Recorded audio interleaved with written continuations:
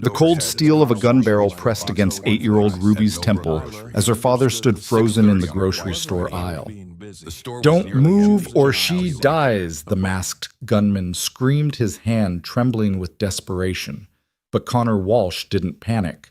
Instead, the single dad's eerily calm response would leave a watching CEO utterly speechless and change both their lives forever. This is a story about how one moment of impossible composure revealed a soldier's past, a billionaire's revenge plot, and the dangerous truth that some heroes never truly leave the battlefield. Stick with me until the end and comment your city below. I'd love to see how far this story travels.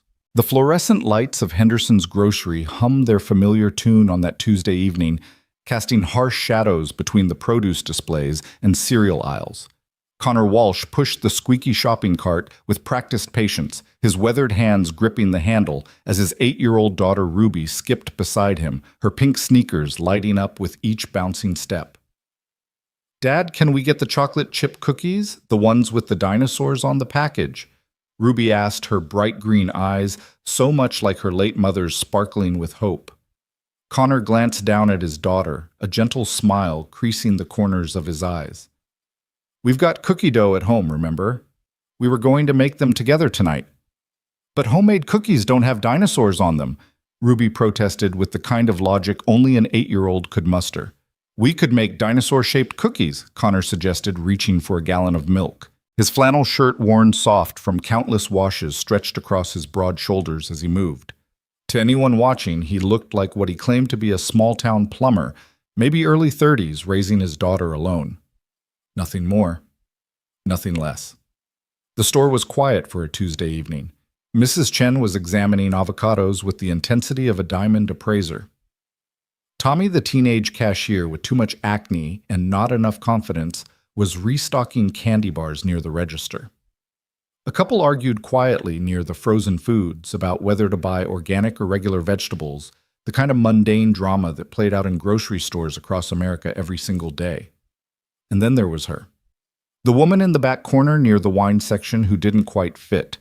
She wore a charcoal business suit that probably cost more than most people in Henderson made in a month.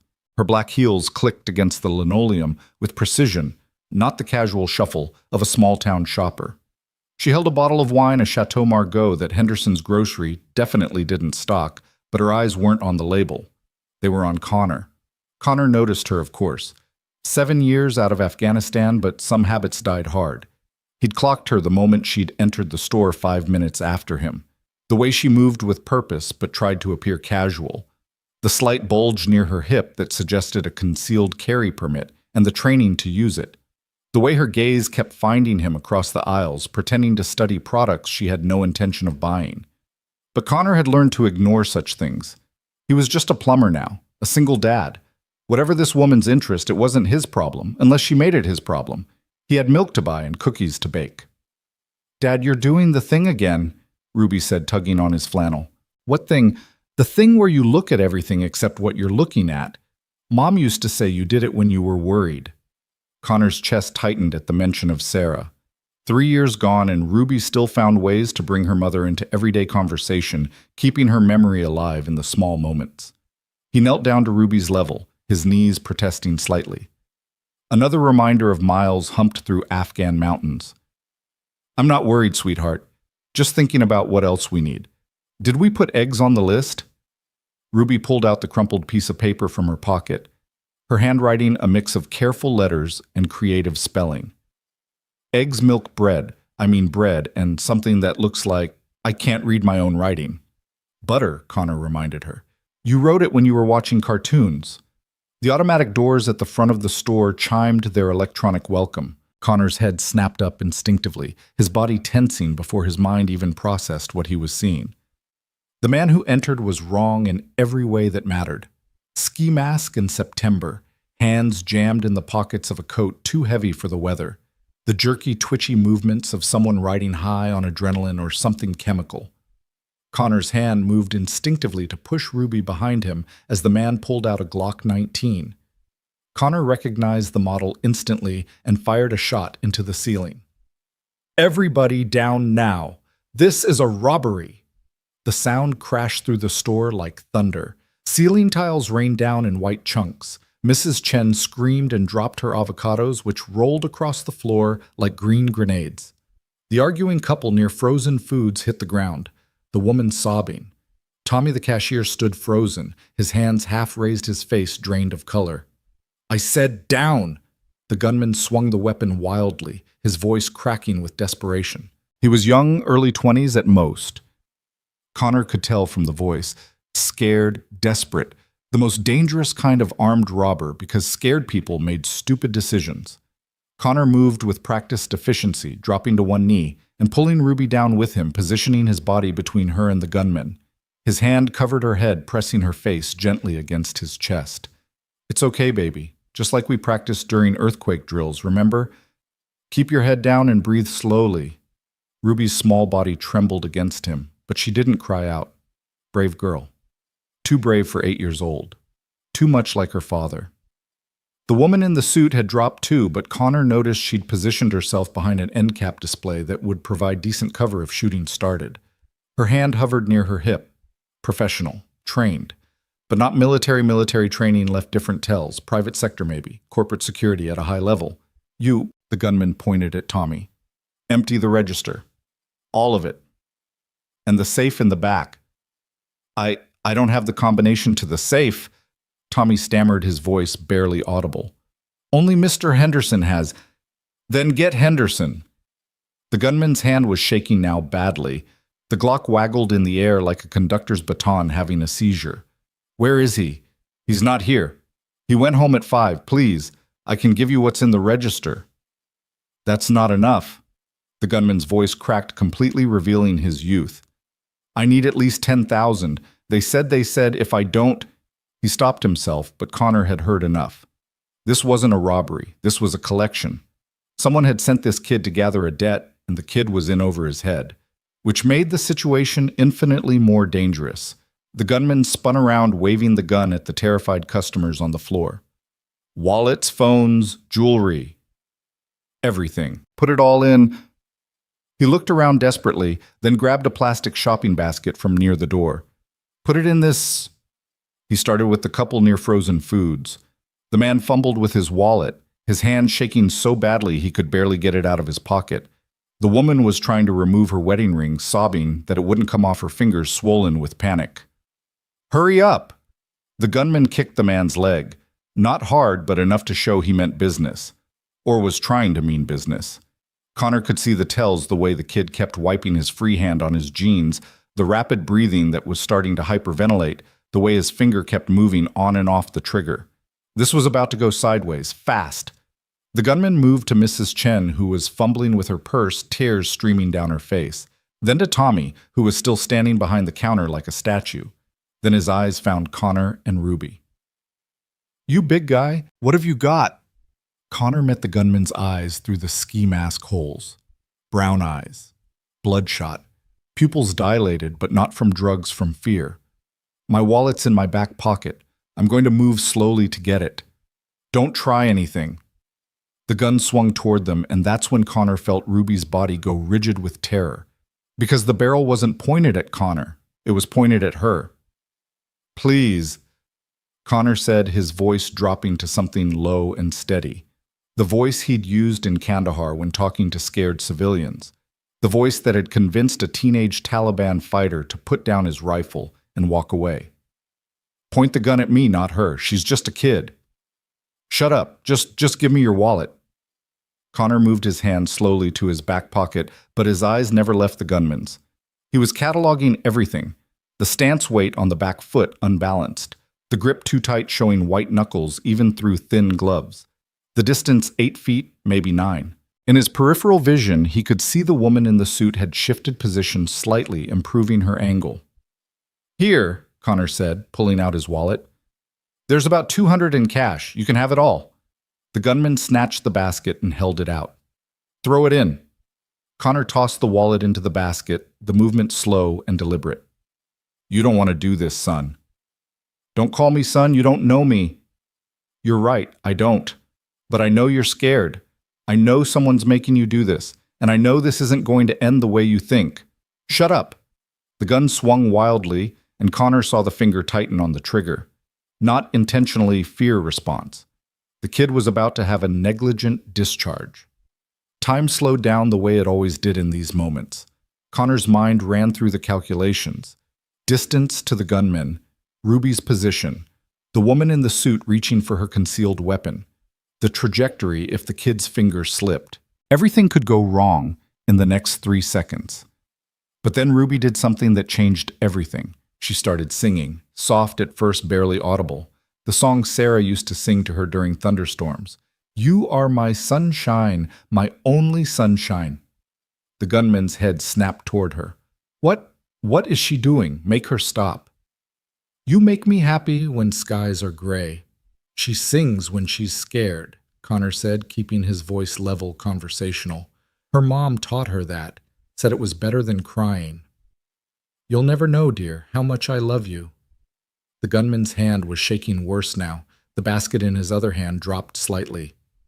Just make her stop, please." And there it was, please. The mask slipping, revealing the scared kid underneath. "What's your name?" Connor asked. "What? No, shut up. My name's Connor. This is my daughter Ruby. The lady you robbed first is Mrs. Chen. She makes the best dim sum in town. That couple near the freezers just got engaged last week, saw it in the paper.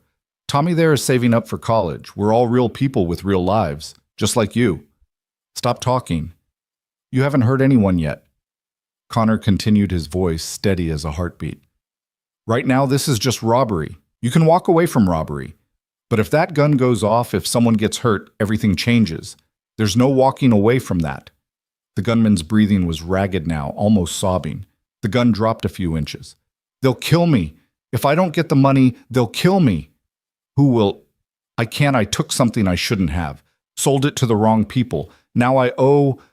The kid was crying now, tears soaking through the ski mask. "I owe 10 grand by midnight, or they said they'd go after my sister." Connor felt something shift in his chest. Not sympathy exactly, but understanding. He'd seen too many young men forced into impossible situations. Some in Afghan villages, some in American streets. The circumstances changed, but the desperation was always the same. "How old is your sister?" "Some 14. She doesn't know about any of this. She thinks I'm clean. I've been clean for 2 years, I swear, but then I found this package in a car I was detailing, and I thought I could make some quick money. Just once. But it belonged to the Riverside crew, and now..." Riverside. Connor knew the name. Low-level dealers who thought they were bigger than they were, but vicious enough to make good on threats. The kid was right to be scared. "Listen to me," Connor said, shifting slightly. "My daughter is 8 years old. She lost her mom 3 years ago. I'm all she has, and right now you're pointing a gun at the only family she has left.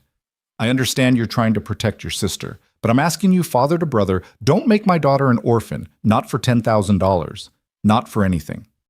The gun wavered, dropped another inch. "I can help you," Connor said. "I know people who deal with situations like this. Put the gun down and we'll figure something out. But you have to put it down first." "You don't understand." The kid's voice broke completely. "You don't know these people."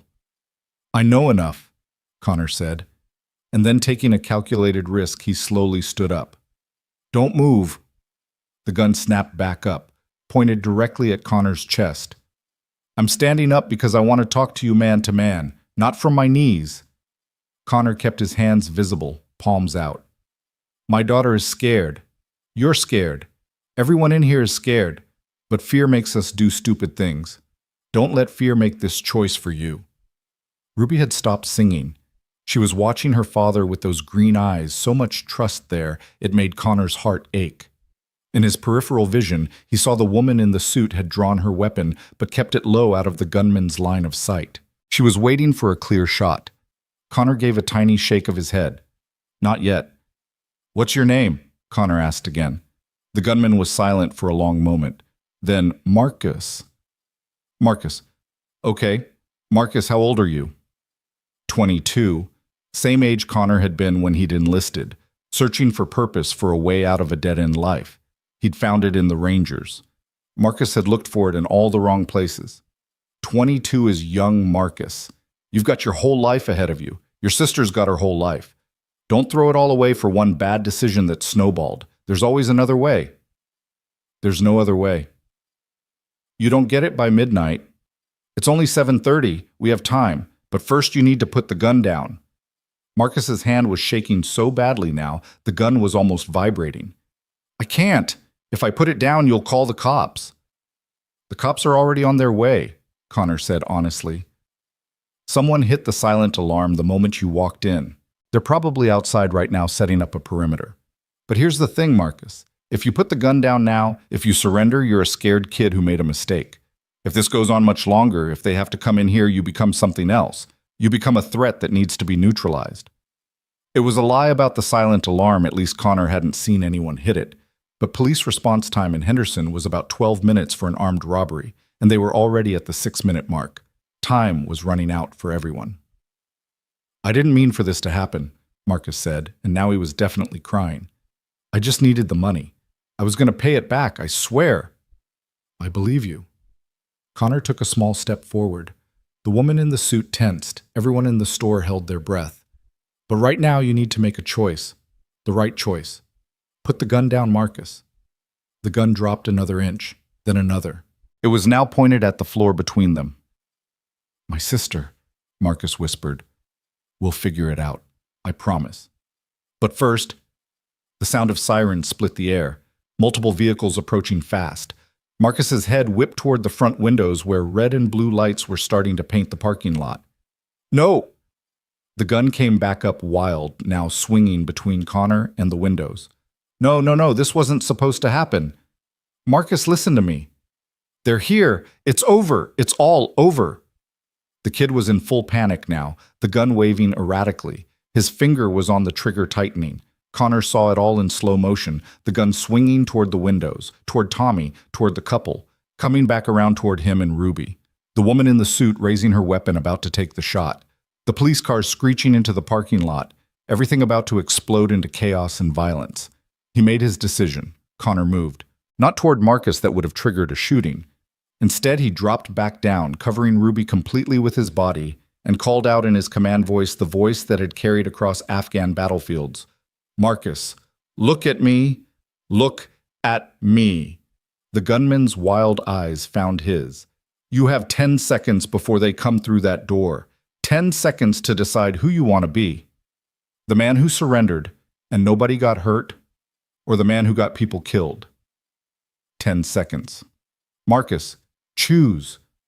Marcus stood frozen, the gun still raised, tears streaming down his face under the ski mask. Think about your sister, Connor said. Think about what she'd want you to do. 8 seconds. Think about going to her graduation, her wedding, being there for her. 6 seconds. You can still have that, but only if you put the gun down. 4 seconds. Please, Marcus, be the brother she needs you to be. 2 seconds. Marcus dropped the gun. It clattered on the linoleum like thunder. He fell to his knees, ripping off the ski mask, revealing a young face twisted with anguish and relief.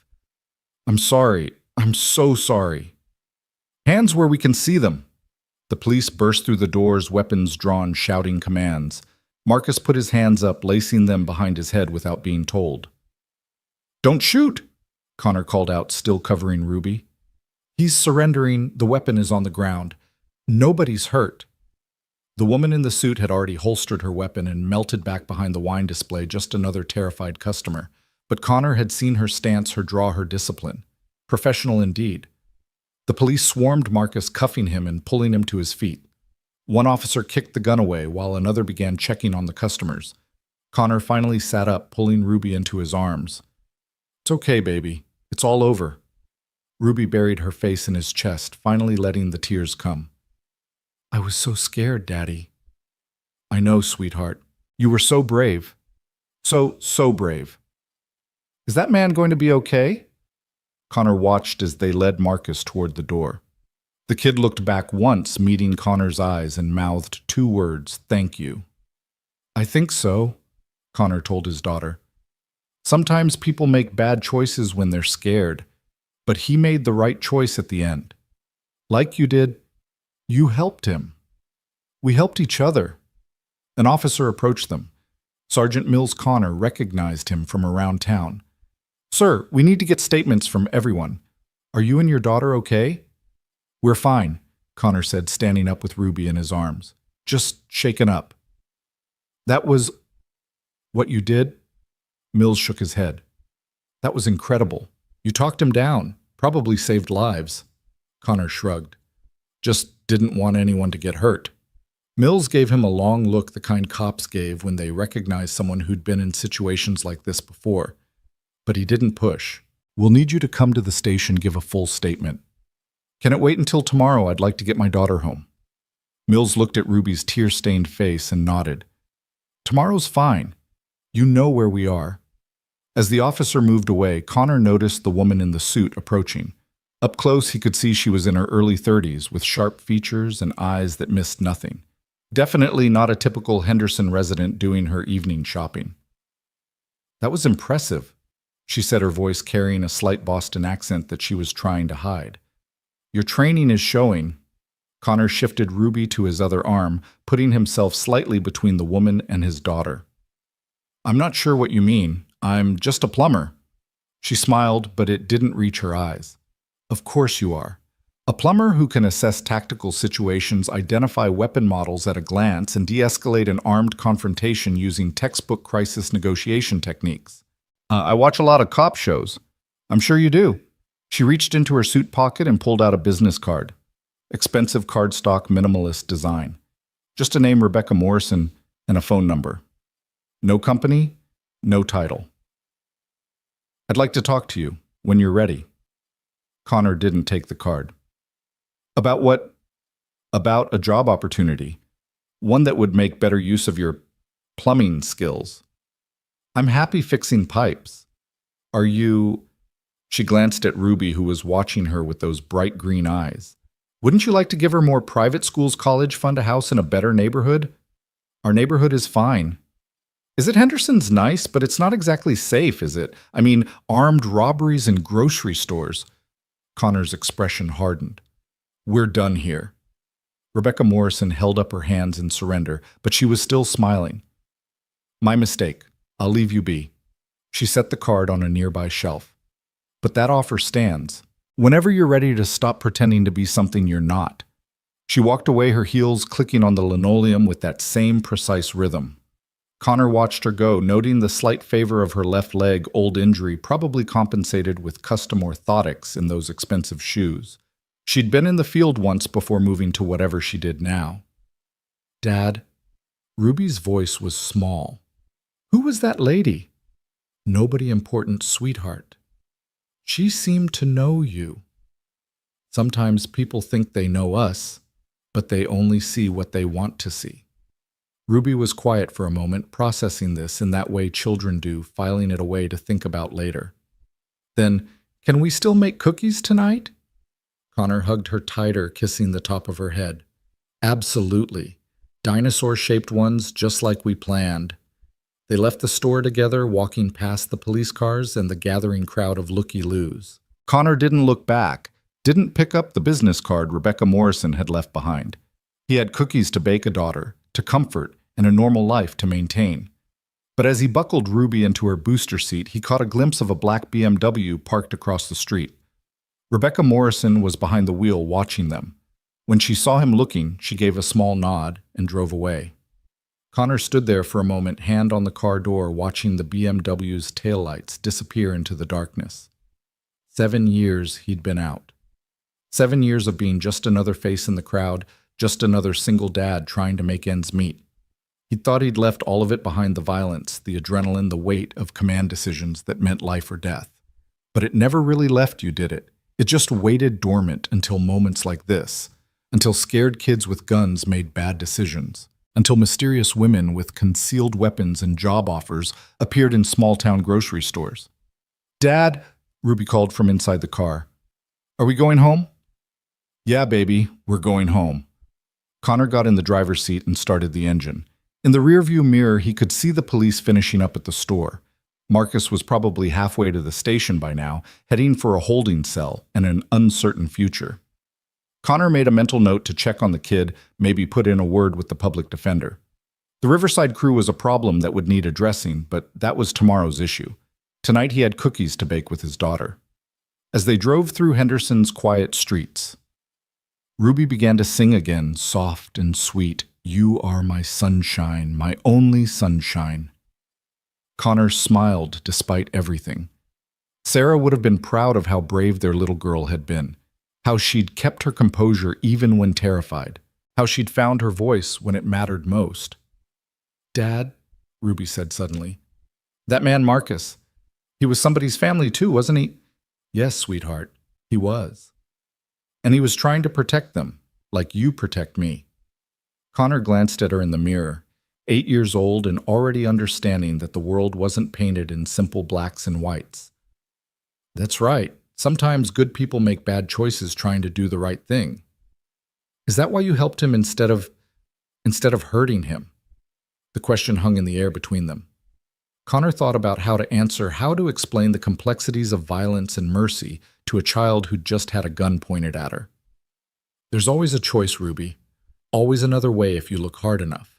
Violence should be the last option, never the first. Is that what you learned fixing pipes? Connor almost laughed. Something like that. They pulled into their driveway, the porch light casting a warm glow across the small but well-maintained yard. Home. Safe. Normal. Everything Connor had worked to build for the past 7 years.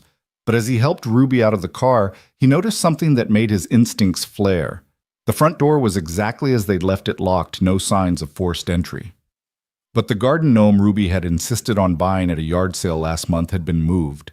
Just an inch to the left, barely noticeable. Someone had been here. Connor kept his expression neutral, not wanting to alarm Ruby.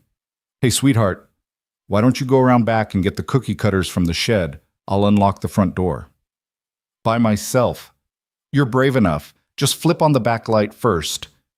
Ruby puffed up with pride at being trusted with this task and ran around the side of the house. Connor waited until she was out of sight, then approached the front door carefully. No other signs of disturbance. Nothing obviously wrong. But that gnome. He unlocked the door and pushed it open with his foot staying behind the frame. The living room was exactly as they'd left it. Ruby's homework on the coffee table, his coffee mug from this morning by the couch, the photo of Sarah on the mantel catching the light from the street.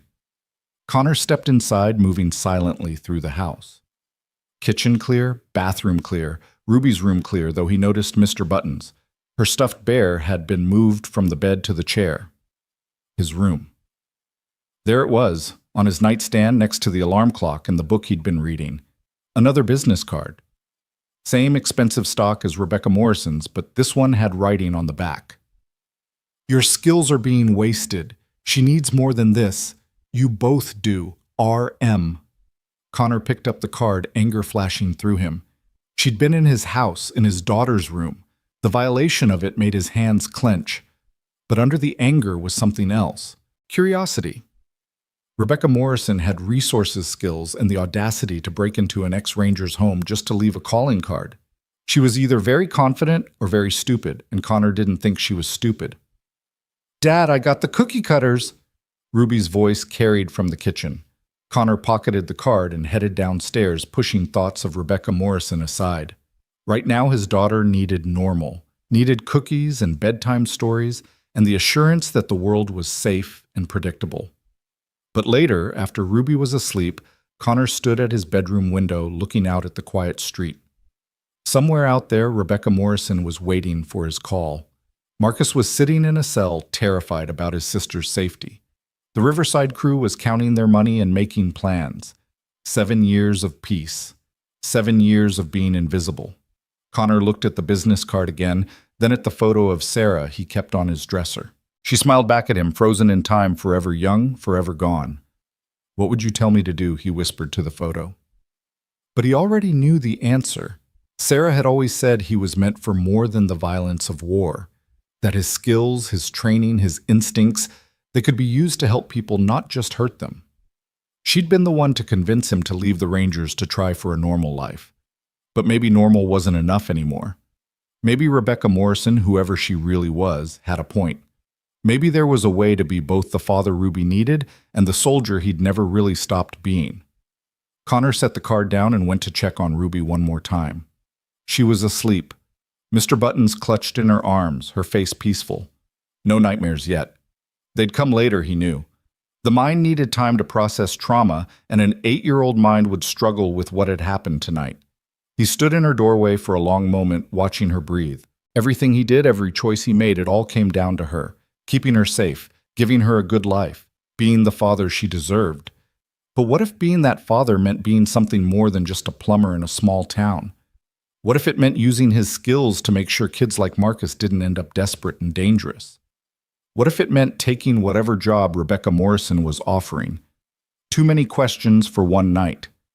Connor closed Ruby's door gently and went back to his room. He'd think about it tomorrow. Talk to Marcus's public defender. Check on the kid's sister. Make sure the Riverside crew understood that Marcus was off limits now. And maybe, just maybe, he'd call the number on that business card. But not tonight. Tonight he'd stand watch like he always did. Listen to the sounds of the house settling, count Ruby's breaths from down the hall. Remember Sarah's laugh and the way she used to steal the covers. Outside, a car drove slowly past the house. Connor noted it without moving from his position on the bed sedan 4-door government plates. The FBI would be getting involved, now armed robbery being a federal crime if they wanted to push it.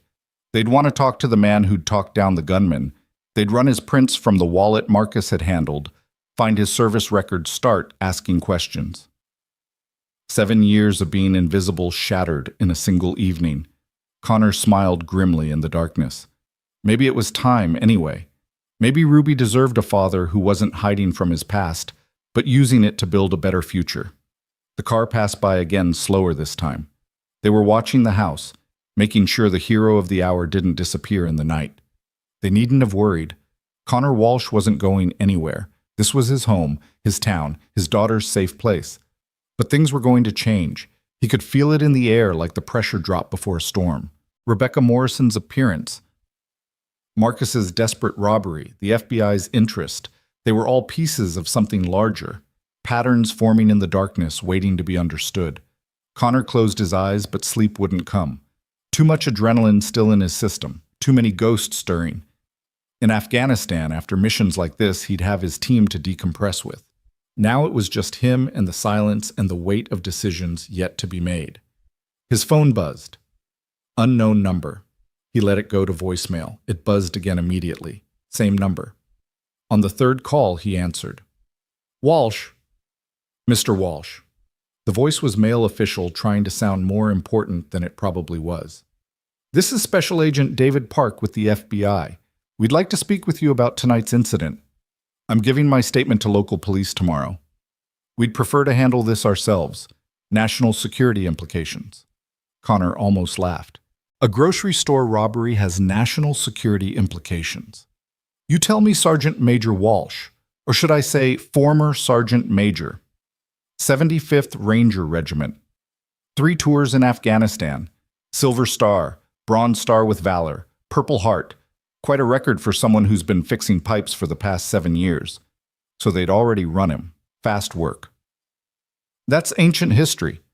Is it? A man with your training just happens to be in the right place at the right time to prevent what could have been a massacre. That's quite a coincidence. Life's full of coincidences. We'd like to discuss those coincidences. Tomorrow, 9 a.m., Federal Building downtown. I'll be taking my daughter to school at 9. 9:30 then. Agent Park, am I under arrest? So, no. Under investigation. Not at this time. Then I'll come in when I'm ready, if I decide to come in at all. Have a good night. He hung up. The phone immediately started buzzing again, but Connor turned it off. Let them stew. He wasn't some rookie they could push around with vague threats and official voices. But their interest was troubling. They jumped on this too fast, shown too much interest in a simple robbery. Either they'd been watching him already, or Rebecca Morrison had connections that went higher than he'd thought. A soft knock at his door made him tense. Dad? Come in, sweetheart. Ruby patted in, Mr. Buttons dragging behind her. I had a bad dream. Connor lifted the covers and she climbed in beside him, curling into his side the way she had as a toddler. Want to talk about it? The bad man was there, but this time his gun was bigger. And there were more bad men. And they hurt you. Connor pulled her close. Just a dream, baby. I'm right here. I'm not going anywhere. Promise. Promise. Dad, why did that lady say you were pretending to be something you're not? Kids heard everything, remembered everything. Connor chose his words carefully. Before you were born, before I met your mom, I had a different job. I was a soldier, like in the army. Something like that. Did you stop being a soldier when I was born? I stopped when I met your mom. She showed me there were other ways to help people. Ruby was quiet for a moment, processing. But you helped that man tonight, the scared one with the gun. You helped him like a soldier would. Maybe a little. Is that bad? No, sweetheart, it's not bad. Sometimes we need to use all parts of ourselves to help others. Are you going to be a soldier again? Connor looked down at his daughter's face in the darkness. Those green eyes so much like Sarah's, seeing too much understanding more than any 8-year-old should. I don't know, he said honestly. But whatever I do, wherever I go, whatever I become, I'll always be your dad first. That's the most important job I'll ever have. Ruby smiled and snuggled closer. Okay, but if you do become a soldier again, can you still make cookies with me? Always. She was asleep within minutes, her breathing evening out, her small hand clutched in his shirt. Connor held her close, standing watch against her nightmares and his own. Outside, the sedan made another pass. In the distance, a siren wailed. Somewhere across town, Marcus was probably lying awake in a cell, wondering how his life had gone so wrong. And somewhere else, Rebecca Morrison was probably sitting in an expensive hotel room waiting for Connor to make his decision. But here now, in this moment, Connor Walsh was just a father holding his daughter, keeping the darkness at bay for one more night. Tomorrow would bring its complications, FBI agents, and mysterious job offers, and the chaos of a world that wouldn't let him stay hidden. But tonight he had this: Ruby's warmth against his side, the quiet of their small house, the photos of Sarah watching over them both. It was enough. It had to be enough. Until it wasn't. The morning came too soon, bringing with it the harsh reality of decisions that couldn't be postponed. Connor stood at the kitchen counter making Ruby's favorite breakfast pancakes shaped like Mickey Mouse, while she sat at the table unusually quiet for a girl who normally chattered nonstop about everything from her favorite cartoon to why clouds looked like cotton candy. You okay, sweetheart? Connor asked, flipping a pancake with practiced ease. Ruby pushed her orange juice around in circles. Tommy's mom called Mrs. Peterson last night. She said Tommy won't be working at the grocery store anymore. She said what happened was too scary. Connor set the pancake on her plate, adding a smiley face with syrup. People react to scary things differently. Tommy's mom just wants to keep him safe. But you kept me safe, and we still went home to the same house. That's because we're tougher than most people, Connor said, sitting down across from her. But being tough doesn't mean we weren't scared. It just means we don't let fear make our choices for us. Ruby took a bite of pancake, considering this. The lady from last night, Miss Morrison, she wasn't scared at all. I saw her. When everyone else was on the ground, she was watching, like she was waiting for something. Connor's hand paused halfway to his coffee mug. You noticed that? Mom always said I notice everything. She said I got that from you. Before Connor could respond, his phone rang. The elementary school. Mr. Walsh. This is Principal Roberts. I'm calling to check on Ruby after what happened last night. The whole town's talking about it. She's doing okay, all things considered. We'll be there for school as usual. Actually, that's why I'm calling. Given the circumstances, if Ruby needs a few days... Routine is important, Connor interrupted. She needs normal right now. Of course, but Mr. Walsh, there will be questions. From other parents, from the children. Are you prepared for that? Connor looked at Ruby, who was now making her pancake do a swimming motion through the syrup pool. We'll handle it. After hanging up, Connor noticed a black sedan parked across the street, different from last night's, but equally obvious. The FBI wasn't being subtle about their surveillance. Dad, there's a car outside, Ruby said, proving once again that nothing escaped her attention. I know. Are they bad guys? No, just people doing their job. What job requires sitting in a car watching our house? Sometimes Connor wished his daughter wasn't quite so sharp. Complicated adult stuff. Nothing for you to worry about. Ruby gave him a look that was pure Sarah, the one that said she knew he was dodging the question, but would let it slide. For now. After dropping Ruby at school, enduring the stares and whispers of other parents, Connor didn't drive to the federal building. Instead, he headed to the county jail. Marcus Williams, he'd learned the kid's last name from the morning news, needed to know someone gave a damn about what happened to him. The desk sergeant, a thick-necked man named Kowalski, whom Connor knew from the VA poker games, looked surprised to see him. "Connor Walsh, heard you were quite the hero last night." "Just didn't want anyone hurt. I'm here to see Marcus Williams." Kowalski frowned. "The robbery suspect you pressing additional charges?" "Opposite. I want to talk to him. As a visitor." "That's unusual. He hasn't even been arraigned yet." "Can you make it happen or not?" Kowalski made a call, spoke in low tones, then nodded. 15 minutes, room 3. The visiting room was every depressing cliché Connor expected. Harsh fluorescent lights scratched plexiglass phones that had seen better decades. Marcus was already there when Connor arrived, looking smaller in the orange jumpsuit, younger without the ski mask and gun. Marcus picked up the phone with shaking hands. "Why are you here?" "To make sure you're okay. I held a gun on your daughter. Why would you care if I'm okay?" "Because you're someone's family too. Your sister, what's her name?" Marcus's eyes filled with tears. "Jasmine.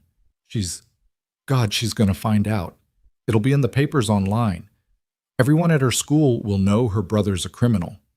"You made a mistake. That doesn't define who you are." "Doesn't it?" "I'm looking at 5 to 10 years, my public defender says. If I'm lucky. The Riverside crew will get to Jasmine long before I'm out." Connor leaned forward. "Tell me about the Riverside crew." "Everything." "Why, you can't..." Marcus stopped studying Connor's face. "You're not really just a plumber, are you? The way you talked to me last night, the way you moved. You're something else. I used to be. Now I'm just a dad who doesn't want to see more kids hurt. So tell me about Riverside." Marcus glanced around nervously, even though they were alone.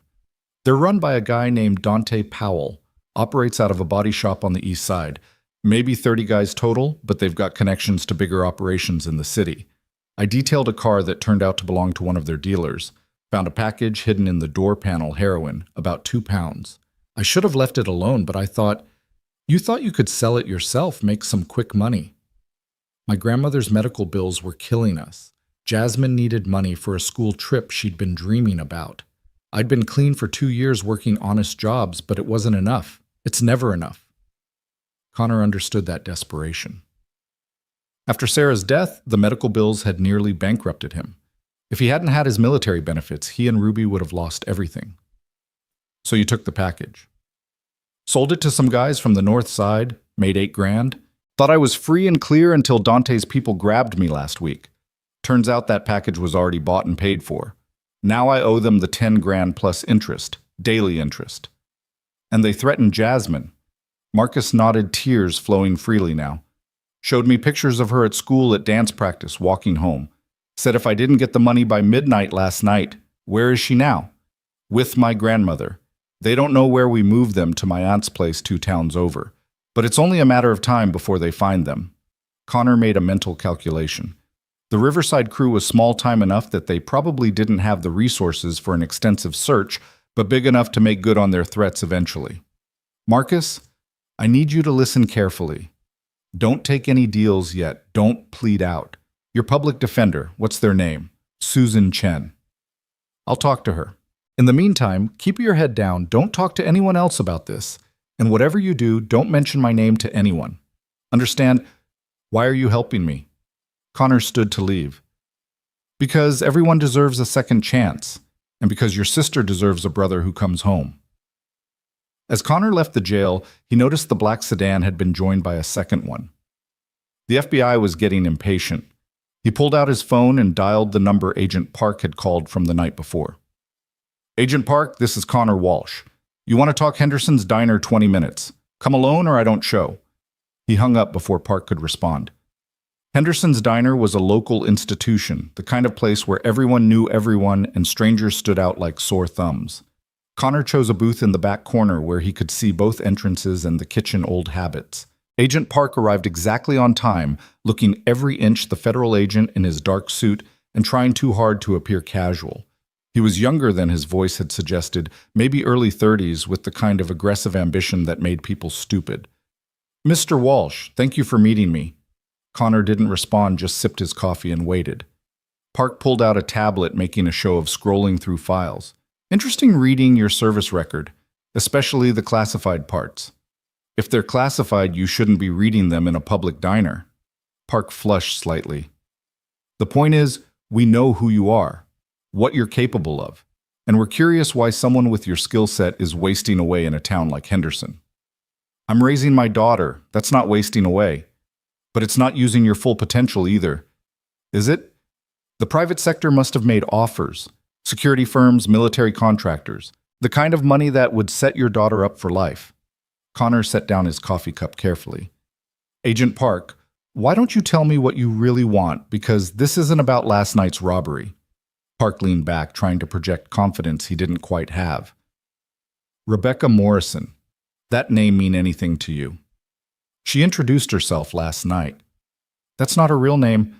Rebecca Morrison doesn't exist. The woman you met is a ghost in our system. Professional alias, no real identity we can trace. But she's been linked to several high-profile corporate espionage cases, possible assassination of a federal judge 3 years ago, and about a dozen other crimes we can't quite prove." Connor kept his expression neutral, but his mind was racing. Rebecca Morrison had seemed dangerous, but this was another level entirely. "And you think I'm connected to her?" "I think she came to Henderson specifically for you. The robbery was just fortunate timing, or maybe she orchestrated it. Either way, she made contact, and we need to know why. She offered me a job. I declined. That's simple. That's simple." Park pulled out a photograph, a surveillance shot of Rebecca Morrison from last night. "This woman is dangerous, Mr. Walsh. If she contacts you again, I'll handle it." "You'll handle it." "Mr. Walsh, this is a federal investigation." Connor stood up, tossing a 10 on the table for his coffee. "Agent Park, I did my time serving this country. I've got an honorable discharge and a daughter to raise, unless you're charging me with something we're done here. We could make your life difficult." Connor leaned down, his voice dropping to the tone that had made Taliban fighters surrender. "Son, I've had difficult. I've been shot, blown up, and watched friends die in places you can't even pronounce. You think some junior FBI agent throwing his weight around scares me? You want to surveillance my house? Follow me around. Waste taxpayer dollars, go ahead. But if you come near my daughter, if you interfere with her life in any way, you'll learn what difficult really means." Park swallowed hard. "Is that a threat?" "It's a promise. Have a nice day, Agent." Connor walked out, noting the 2 agents in a car outside, trying to look inconspicuous. As he drove away, he caught them scrambling to follow. Amateur hour. But Park's information about Rebecca Morrison was troubling. Corporate espionage was one thing, but assassination. That changed the calculus entirely. What did someone like that want with a small-town plumber? His phone buzzed. Unknown number, but somehow Connor knew who it would be. "Hello, Rebecca, or should I call you something else?" Her laugh was rich, amused. "Rebecca is fine for now. I hear you've been busy this morning, visiting poor Marcus, intimidating federal agents. Not very plumber-like behavior. How did you never mind? What do you want?" "To offer you a solution to several problems. Marcus owes $10,000 to some very unpleasant people. You need that problem to go away. I can make it happen. In exchange for a conversation. Face-to-face, somewhere public if it makes you feel safer." Connor thought about Jasmine Williams, 14 years old, looking over her shoulder for the rest of her life, about Marcus rotting in prison while his sister grew up without him. There's a coffee shop on Maple Street. Neutral ground.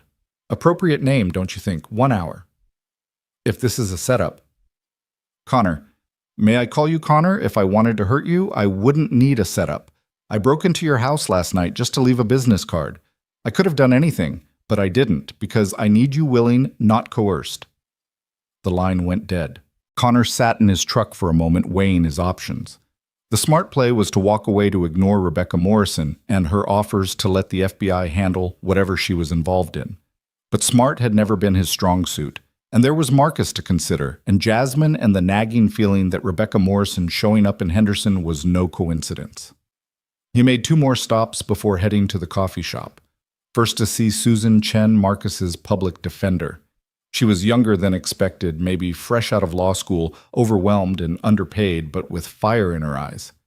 "Mr. Walsh, I don't usually discuss cases with... I want to pay Marcus's bail when it's set, anonymously." She blinked. "That's generous? But bail for armed robbery could be substantial. 50,000, maybe more." "I'll handle it. Also, the Riverside crew that's threatening him, I'm working on that. Tell Marcus to hold on." "Mr. Walsh, I can't advise you to take any illegal action. I'm not planning anything illegal, just solving problems." His second stop was home, where he retrieved something from the safe he'd installed in the basement. The Sig Sauer P226 felt familiar in his hand, like shaking hands with an old friend. 7 years since he'd carried, but some things the body never forgot. He tucked it under his flannel, grabbed a few other items, then headed to meet Rebecca Morrison. Neutral Ground Coffee Shop was one of those aggressively hip places that had sprouted up as Henderson tried to attract young professionals. Exposed brick industrial fixtures, baristas with more piercings than fingers. Rebecca Morrison looked out of place and completely at ease, simultaneously sitting in a corner booth wearing different clothes from last night. Jeans, a cashmere sweater, looking like any other soccer mom grabbing afternoon coffee. Connor slid into the seat across from her. "The FBI says you're dangerous." "The FBI says a lot of things. How many are true?" "They say Rebecca Morrison doesn't exist." She smiled, stirring her latte with deliberate slowness. "Rebecca Morrison exists as much as Connor Walsh the plumber does. We are who we need to be." "Who were you before? Does it matter? Who were you before you became a father? Before you became a soldier? We're all just layers of identity, each one as real as the last." Pretty philosophical for a corporate spy. "Is that what they told you I am?" She seemed genuinely amused. "I suppose that's one layer. I've been many things. Right now I'm someone who needs your particular skills." "I'm just a plumber." "You're a former ranger who talked down an armed robber, intimidated a federal agent, and is currently carrying a Sig Sauer, despite not having done so for 7 years. The weight distribution of your shirt changed. You're favoring your right side slightly, and you've checked the exits 3 times since sitting down." Connor leaned back, observant. "It's what I do, among other things. Like breaking into people's homes. I needed to verify some things. Your daughter's room, for instance. No photos of her mother. She keeps them hidden in a box under her bed. She's protecting you from painful memories. Remarkable emotional intelligence for an 8-year-old. Connor's hand moved toward the cig. "You stay away from my daughter." "Relax. I have no interest in harming Ruby. Quite the opposite. I think she deserves better than watching her father slowly die inside while pretending to be satisfied with mediocrity." "Careful." Rebecca pulled out a tablet, slid it across the table. On the screen was a photo of a man Connor didn't recognize, heavy-set, tattooed, cruel eyes. "Dante Powell," she said. "The man threatening Marcus Williams and his sister. Former Marine dishonorable discharge for drug trafficking. Now runs the Riverside crew and has ambitions of expanding. He's also responsible for 3 murders the police can't prove and the overdose deaths of at least a dozen teenagers." "Why do you care?" "I don't particularly, but you do, and I need you to care about what I care about. So consider this a gesture of good faith." She swiped to another screen, financial records. "Dante keeps his money in several accounts, but the main one is here. $14 million. Drug money, but laundered well enough that it looks almost legitimate. I can make it disappear. Make him disappear if necessary. The Riverside crew would collapse within days. Marcus's debt would become irrelevant. And in return, you work for me. Security consulting officially. Your background makes it plausible. The pay is substantial, $500,000 a year to start. Ruby gets the best schools, the best opportunities, the best life you can give her." "What's the real job?" Rebecca's expression shifted, becoming something harder, more focused. "There's a man. A judge, actually. James Wellington. Respected, powerful, connected. also responsible for destroying dozens of lives through corruption and false convictions. The FBI can't touch him. He owns too many people. The justice system can't touch him. He is the justice system. But I can touch him. With your help. Connor studied her face, seeing the personal stakes hidden beneath the professional veneer. He hurt someone you cared about. He destroyed everything I cared about. But that's my story, not yours. What matters is that taking him down would be justice, real justice, not the pretend kind that happens in courtrooms. You mean revenge? Sometimes they're the same thing. Connor was quiet for a moment, thinking about Marcus in his cell, about Jasmine looking over her shoulder, about Ruby asking why bad things happen to good people. If I say no, then you go back to your life. Marcus goes to prison. His sister lives in fear. You keep fixing pipes and dying slowly inside while telling yourself it's for Ruby's own good. And Wellington continues destroying lives with impunity. And if I say yes, Rebecca smiled, and for the first time it reached her eyes. Then we save Marcus, protect his sister, secure Ruby's future, and maybe, just maybe, we make the world a slightly better place. Or at least a slightly more just one. Connor thought about the cig's weight against his ribs, about the skills he'd spent 7 years trying to forget about the photo of Sarah on his nightstand, and what she'd want him to do. Dante Powell first, he said. We solve that problem, then we talk about Wellington. Deal. Rebecca extended her hand across the table. Her grip was firm, calloused in places that suggested weapons training. Welcome to the real world, Connor Walsh. As they shook hands, Connor noticed movement outside the FBI surveillance team had found them. Park was going to be pissed. We have company, he said. Rebecca didn't even look. They've been there for 10 minutes. Sloppy tail job. Don't worry, they can't hear us and they won't interfere. The FBI's interest in me is complicated. Complicated how I occasionally do work for them. Unofficial work. The kind that doesn't appear in reports or budget meetings. Agent Park doesn't know that, of course. He's too junior, but his superiors do. Connor shook his head. So you're a government asset. Sometimes. Sometimes I'm a private contractor. Sometimes I'm a ghost. Today, I'm your employer. The question is, are you ready to stop pretending to be just a plumber? Connor thought about Ruby that morning, noticing everything, understanding too much. She was growing up in a world that wouldn't always be kind or fair. He could either teach her to hide from it like he'd been doing, or teach her to face it with strength and intelligence. I need to pick up my daughter from school in an hour. Of course. Family comes first. Always. That's why I chose you, Connor. You understand what matters. Most people in our line of work forget. They become the mission, lose their humanity. But you held your daughter while she sang to a gunman. You visited the kid who threatened you. You still have your soul. You don't know me. I know enough. I know Sarah died of cancer 3 years ago. I know you blame yourself for not being there during her last months because you were deployed. I know you've been punishing yourself ever since by living this half-life. And I know Ruby deserves a father who's fully present, not just going through the motions. Connor stood abruptly. We're done for today. Of course. But Connor Dante Powell will be at his body shop tonight, alone counting money. He always is on Wednesdays. Do with that information what you will. She slid a car key across the table.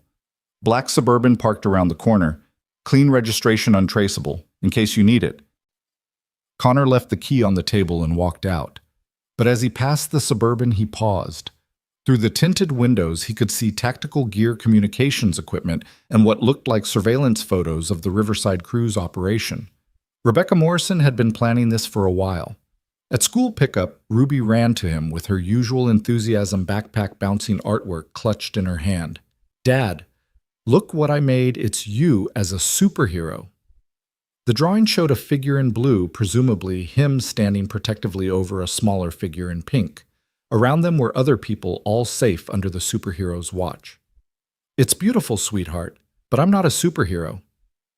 Mrs. Martinez says anyone who protects people is a hero, and you protected everyone last night, even the bad guy. As they drove home, Connor noticed Ruby was quieter than usual, staring out the window at the familiar streets. What's on your mind, kiddo? Melissa's mom said we can't have playdates anymore. She said our family attracts trouble. Connor's grip tightened on the steering wheel. I'm sorry, sweetheart. That's not fair. It's okay. Melissa was boring anyway. She doesn't like dinosaurs or Ninja Turtles. Ruby paused. Dad, are we trouble magnets? No, baby. Sometimes trouble just finds good people, but that doesn't mean we stop being good. That evening after Ruby was asleep, Connor stood in his garage looking at his plumbing van. 7 years of honest work, 7 years of hiding, 7 years of pretending the skills that had kept his squad alive in Afghanistan could be forgotten. His phone buzzed. A text from an unknown number, a photo of Jasmine Williams at her aunt's house taken from across the street. The Riverside crew had found her. Connor deleted the text and went inside to his basement.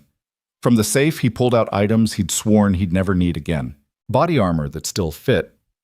Night vision goggles that still worked. Skills that had never really gone dormant, just waiting. He thought about calling Rebecca Morrison, accepting her offer officially. But this wasn't about her or her agenda. This was about a 14-year-old girl who deserved to sleep without fear, and her brother who'd made one stupid mistake that shouldn't cost him everything. Connor looked at the photo of Sarah he kept in the basement, hidden from Ruby's protective eyes. I tried to be normal, he told the photo. I really did. But maybe normal isn't what she needs.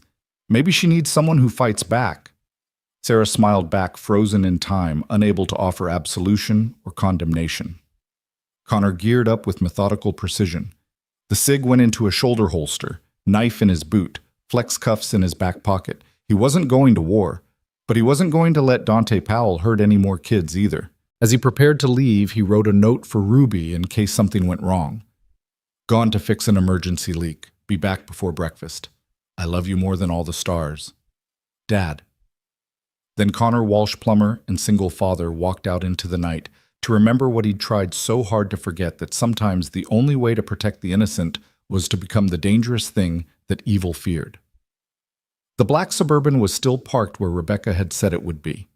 The key was in a magnetic box under the rear wheel well, inside everything he might need and several things he hoped he wouldn't. Connor sat behind the wheel for a moment, engine off, making his choice. Once he drove away, there would be no going back to the simple life. The FBI would know. Rebecca would know. Most importantly, he would know that the soldier had never really left, had just been waiting for a reason to return. He thought about Ruby's drawing the superhero protecting everyone. Then he thought about Marcus in his cell and Jasmine in danger. Connor started the engine. Some choices he realized weren't really choices at all. They were just recognition of who you'd always been underneath the disguise of normal life.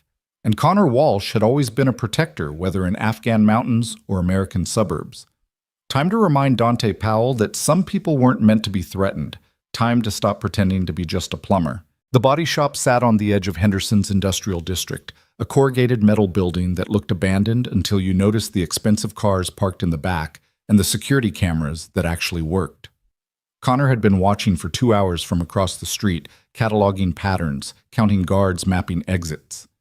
The soldiers' patience, not the plumbers. Dante Powell was inside just as Rebecca had predicted. His custom Escalade was parked by the rear entrance, gleaming under the security lights. 2 guards at the front one, doing rounds every 30 minutes, and Dante himself in the office counting money. Connor could see his shadow through the blinds. But something felt wrong. Too quiet. Too predictable. In Afghanistan, when everything looked exactly as expected, that's when you knew you were walking into an ambush. Connor's phone vibrated. Rebecca Morrison. "You're there, aren't you?" she said without preamble. "How did you—" "The Suburban has a tracker. Standard procedure." "Listen, Connor, something's changed. Pull back." "What kind of change?" "The kind that means Dante Powell isn't your biggest problem tonight. Get out of there, now." The urgency in her voice made Connor's instincts flare, but before he could move, his phone buzzed with another call. His home number. His blood went cold. Ruby should be asleep. The elderly neighbor, Mrs. Kowalski, was watching her. She wouldn't call unless Mr. Walsh. Mrs. Kowalski's voice was trembling. "I'm so sorry. I just went to check on her and she's gone. Her window's open and there's a note." Connor was already moving, running back to the Suburban. "What does it say?" "It says, 'Your daughter,' for Marcus Williams." "Midnight. The pier. Come alone or she dies. Mr. Walsh. I've called the police. No. Connor forced his voice to stay level. No police. Not yet. I'll handle it. But Ruby, I'll get her back. Lock the doors and don't open them for anyone but me. Connor ended the call and immediately dialed Rebecca. They have Ruby. Silence for a moment, then, Dante doesn't take children. This isn't his style. Then who? I'm finding out. Where are you heading? The pier. It's a trap. You know that. It's Ruby. I understand. I'm mobilizing resources. Don't go in alone, Connor. That's what they want. But Connor was already driving the Suburban's engine roaring through Henderson's empty streets. The tactical part of his mind was running scenarios, calculating odds, but the father part was screaming, drowning out everything else. Ruby. They'd taken Ruby. He called Mike Chen, his only real friend in Henderson, a fellow veteran who ran a hardware store and understood things without needing explanations. Mike, I need you. Full kit, the pier, 20 minutes.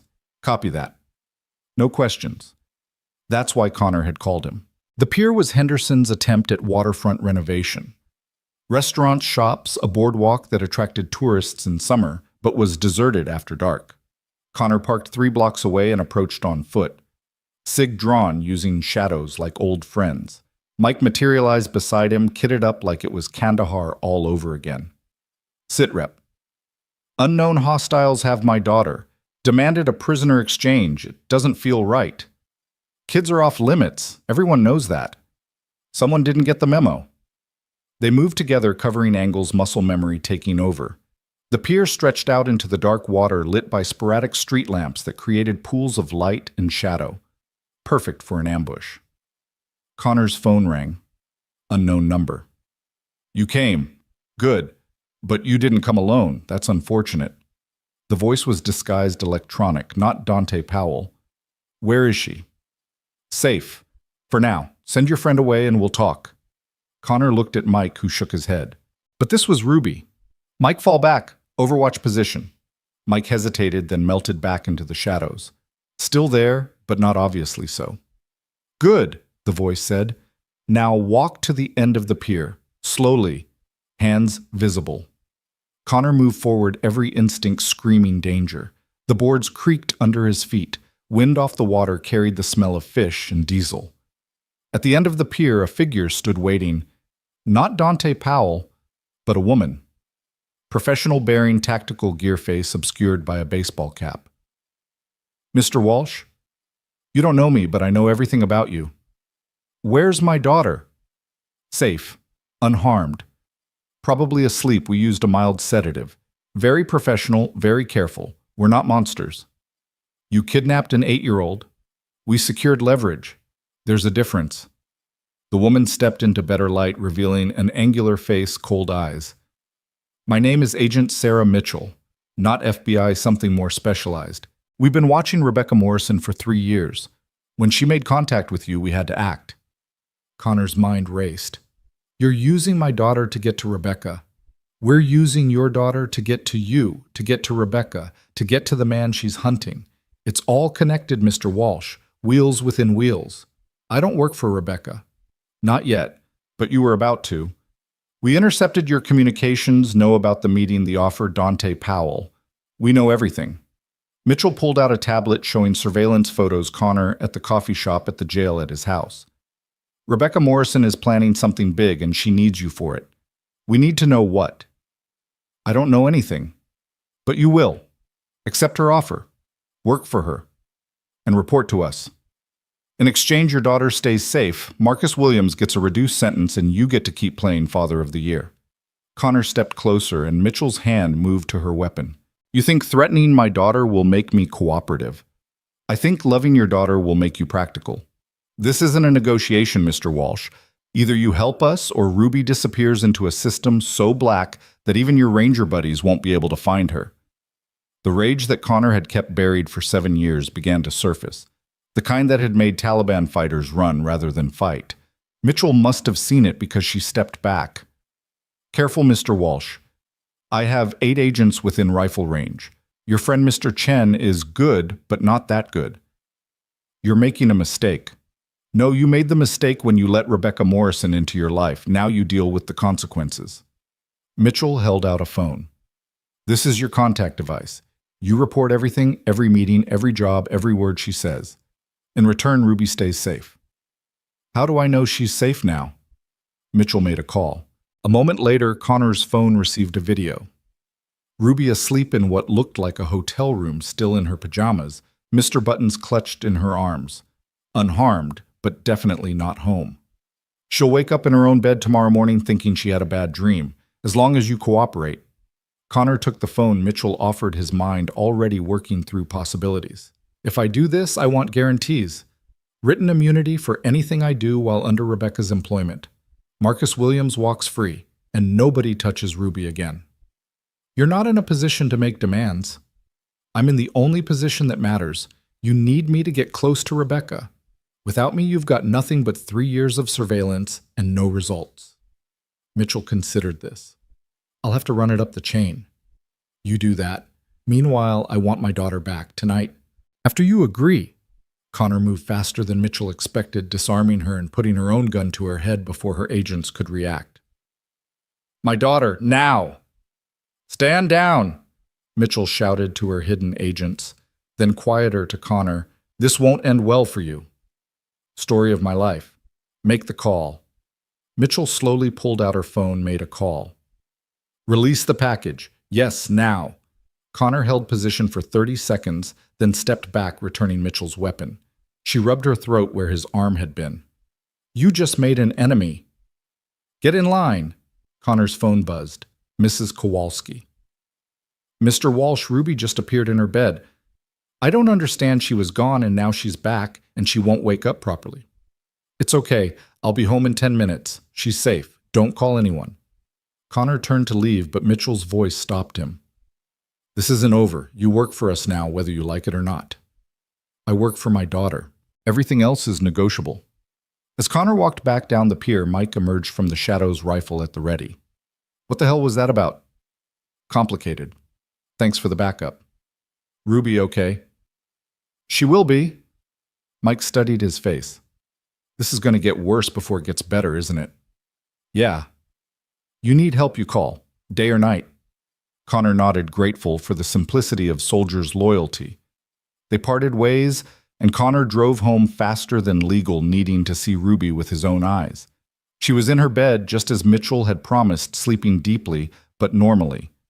Connor checked her for injuries, found none, then sat on the edge of her bed, watching her breathe. The rage was still there, cold now patient. Someone had touched his daughter. Someone would pay for that. His phone rang. Rebecca Morrison. I heard what happened. I'm sorry, Connor. This wasn't supposed to involve Ruby. You knew they were watching you. I knew the FBI was. I didn't know about Mitchell's group. They're different. Black budget, no oversight, the kind of people who make the CIA look transparent. What have you gotten me into? Nothing you weren't already in. They would have come for you eventually just because of who you are, what you're capable of. At least now you have allies. Do I? Because from where I'm sitting, you're all the same, using my daughter to get what you want. Rebecca was quiet for a moment. You're right. The difference is I would never have taken her. There are lines I don't cross. Mitchell's people, they don't have lines. What do you know about Judge Wellington? The question clearly surprised her. Why do you ask? Mitchell said you're hunting him, said you need me for it. I want to know why. Another long silence. Not over the phone. Tomorrow, if you're willing, I'll tell you everything. But Connor, be careful. Mitchell's people are dangerous, but Wellington is worse. He has connections everywhere. Judges, senators, CIA, FBI. He's untouchable. Nobody's untouchable. Sarah used to say that. Connor went very still. What did you just say? Your wife, Sarah. She used to say nobody was untouchable. It's why she was investigating Wellington before she got sick. You didn't know. The room seemed to spin. Sarah was a nurse. Sarah was a nurse who noticed patterns. Cancer patients from the same neighborhood, all with connections to a chemical company Wellington had ruled in favor of despite EPA violations. She was building a case, reaching out to journalists, making noise. Then she got sick herself. Aggressive cancer, the doctors said. Bad luck, they said. Connor's hand was shaking. You're saying Wellington... I'm saying your wife was murdered, Connor. Just like my father was murdered when he tried to expose Wellington's connections to organized crime. Just like dozens of others who got too close to the truth. Connor looked at Ruby sleeping peacefully, unaware that her world was built on lies. Prove it. Tomorrow, noon. I'll bring everything I have. And Connor, whatever Mitchell told you, whatever leverage she thinks she has, we can protect Ruby better than they can. But only if you trust me.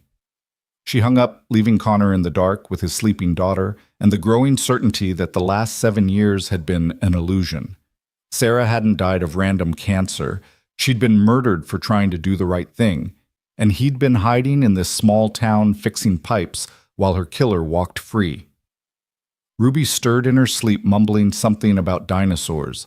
Connor smoothed her hair, his decision crystallizing. Mitchell wanted him to spy on Rebecca. Rebecca wanted him to help bring down Wellington. Everyone wanted to use him. But Connor had his own agenda now. Find out who killed Sarah. Protect Ruby. And make everyone who'd threatened his family understand why that had been a fatal mistake. His phone buzzed with a text from an unknown number. A photo of Sarah from 3 years ago, thinner than he remembered, outside what looked like a courthouse. She was holding files, looking determined despite the chemo ravaging her body. The caption read, "She was brave until the end. Be brave too. RM." Connor deleted the text and stood up. He had preparations to make. If he was going to play all sides, Mitchell's group, Rebecca Morrison, possibly Dante Powell, if the gangster was still relevant, he needed resources, intelligence, weapons, allies. He went to the basement and opened a hidden panel he'd installed years ago. Inside were things he'd kept from his ranger days, not just weapons, but contacts. Phone numbers memorized and never written down. People who owed him favors. People who understood that some fights couldn't be won by following rules. Connor started making calls. It was past midnight, but the people he was calling didn't keep regular hours. Thompson, it's Walsh. Yeah, I know it's been years. I need a full workup on a Judge James Wellington. Everything dirty.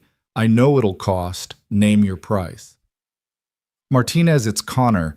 That thing in Kabul you said you owed me for, I'm collecting. Federal agent named Sarah Mitchell runs some black budget group. Find out everything. Jackie Connor Walsh. Yeah, the ghost is back. I need clean weapons untraceable. The full package. Tomorrow night. By the time he was done, Connor had activated a network that had been dormant for 7 years.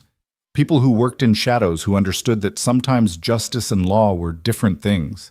Ruby appeared at the top of the basement stairs, rubbing her eyes. Dad? I had the weirdest dream. There were people in my room and then I was floating and then I was back in bed. Connor climbed the stairs and picked her up. Just a dream, sweetheart. Let's get you back to bed. Why are you dressed? Were you going somewhere? Just checking on things. Making sure everything's safe. Ruby looked at him with those 2 wise eyes. It wasn't really a dream, was it? Connor hesitated, then decided on honesty. Or at least partial honesty. Some bad people were playing games tonight, but it's over now. You're safe. Because you stopped them. Because they know better than to try again. Ruby nodded, accepting this with the faith children have in their parents' ability to make the world right. Dad, are we going to have to move again? What makes you think we moved before? Sometimes you look at our house like you're surprised to be here, like you're remembering somewhere else. Connor carried her back to her room. No, sweetheart, we're not moving. This is our home, and I'm going to make sure it stays safe. By being a soldier again. By being whatever I need to be.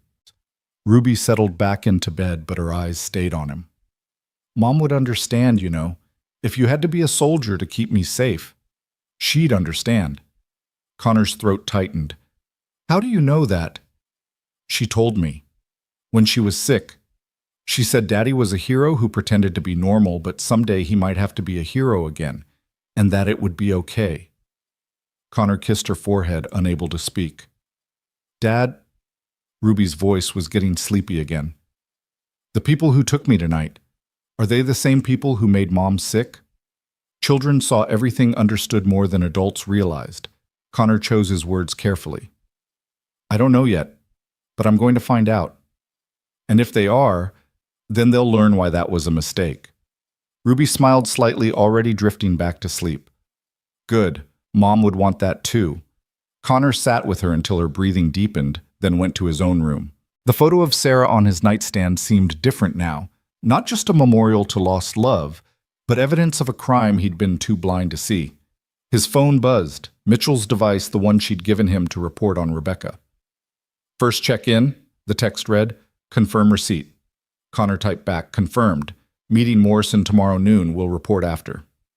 Good. Remember what's at stake. Connor set the phone aside and picked up his personal one. He scrolled through photos until he found one from Sarah's last good day before the final decline. She was in the garden, smiling despite the pain planting flowers she'd never see bloom. But in the background, barely visible, was a car, a black sedan with government plates. He'd never noticed it before, never had reason to look. But now, Connor zoomed in on the photo. The license plate was partially visible. He wrote it down, another piece of a puzzle that was finally taking shape. Someone had been watching Sarah, watching them, even then. The question was, had they been watching to protect or to ensure she never revealed what she'd discovered? Connor went to the window, looking out at the quiet street. Two sedans now, one FBI, one probably Mitchell's team, both thinking they owned him. They were about to learn otherwise. His phone rang. Mike Chen. Brother, you need to see the news. Connor turned on the TV. Breaking news banner. Federal Judge James Wellington announces Senate-run promises to restore law and order. The man on screen was distinguished, silver-haired, radiating authority and trustworthiness. The kind of face juries believed voters trusted and nobody suspected could order murders. Connor, you there? She's... Yeah, just processing. This connected to tonight. Everything's connected. You need backup, you call. Whatever this is, you don't have to face it alone. Connor appreciated the loyalty, but this was beyond what friendship could fix. Thanks, Mike. But this one's personal. After hanging up, Connor made one more call, a number he'd sworn he'd never use. Well, well, the voice on the other end drawled. Connor Walsh. Thought you were dead. Not yet, Colonel, but I need a favor. After 7 years of radio silence, must be serious. It is. Judge James Wellington. I need everything, and I mean everything. Wellington Christ Connor, why not just paint a target on your forehead? Maybe I already have. The colonel was quiet for a moment. This about Sarah? You knew. I suspected. Few others did too, but Wellington's connected enough to make suspicions disappear. You sure you want to open this door? It's already open. Question is whether I walk through it or get dragged. All right, give me 48 hours. But Connor, if you're going after Wellington, you better be ready for war, real war, the kind where there are no rules and everybody's expendable. I've fought that war before. No, you haven't. Afghanistan had rules even if the enemy didn't follow them. This is different. This is fighting people who write the rules, enforce them on everyone else, and exempt themselves. You can't win that kind of war with just bullets and bravery. Then how do you win? You become worse than them. You willing to do that? For Ruby. Connor looked at his daughter's door. Thought about someone putting their hands on her tonight. Thought about Sarah dying in pain while her killer planned his next move. Yes. Then God help us all. I'll be in touch. The line went dead. Connor stood in his dark house surrounded by the illusion of suburban normalcy and accepted what he'd been denying for 7 years. He wasn't a plumber. He wasn't a single dad trying to make ends meet. He was a weapon that had been sleeping, and now it was time to wake up. Tomorrow, he'd meet with Rebecca Morrison and learn the truth about Sarah's death. He'd report to Mitchell and play the cooperative asset. He'd check on Marcus and make sure the kid understood how lucky he was to be alive. But tonight he'd stand watch over his daughter and plan how to destroy everyone who'd made the fatal error of threatening his family. The plumber was dead. The soldier was back. And this time he wasn't fighting by anyone's rules but his own.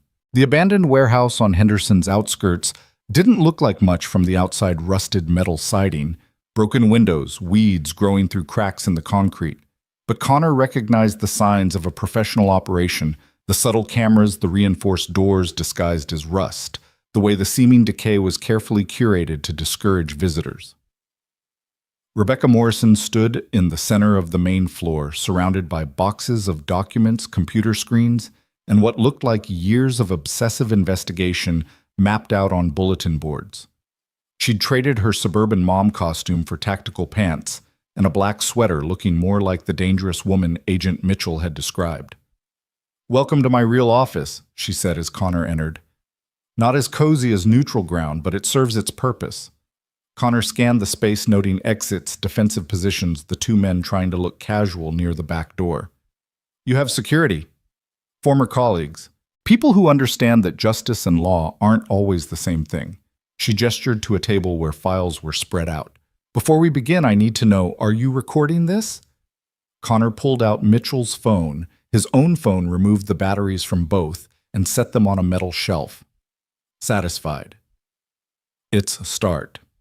Rebecca walked to the table, her slight limp more pronounced now that she wasn't trying to hide it.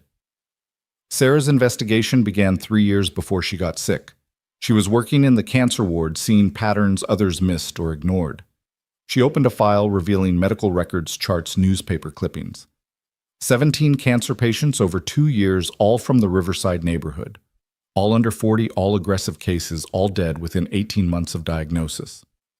"Cancer clusters happen," Connor said, though his jaw was tight. "They do, but not like this." Rebecca pulled out a map, red dots marking locations. Every victim lived within a half-mile radius of Brennan Chemical, the company that had been dumping toxins illegally for a decade. The company that Judge Wellington ruled in favor of when the EPA tried to shut them down. Connor studied the map.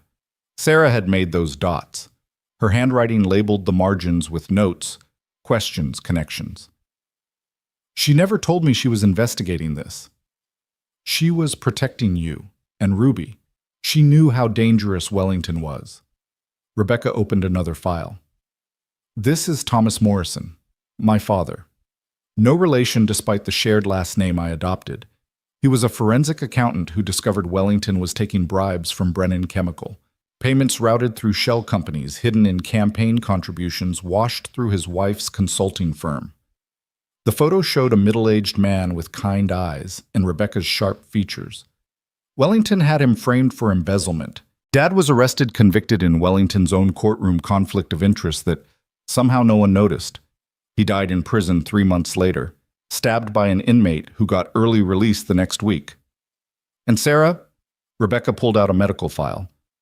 "Your wife's cancer was specifically adenocarcinoma with unusual markers, the same type that affected 9 of the 17 victims. But Sarah's case was different. It appeared suddenly aggressively after she'd been healthy just weeks before. That's not how that cancer typically works. You're saying she was poisoned." "I'm saying someone with access to Brennan Chemical's waste products could have introduced carcinogens into her system. Someone who wanted her investigation to stop." Rebecca met his eyes. "The day before Sarah was diagnosed, she'd made an appointment with a federal prosecutor. She never made that meeting." Connor's hands clenched. The memory of Sarah's sudden illness, the shock of the diagnosis, the rapid deterioration it all took on a different, darker meaning. "Who else knows about this?" "A few. Most are dead or too scared to talk. Wellington doesn't just destroy his enemies, he destroys their families, their reputations, their legacies, makes examples of them." "Then why are you still alive?"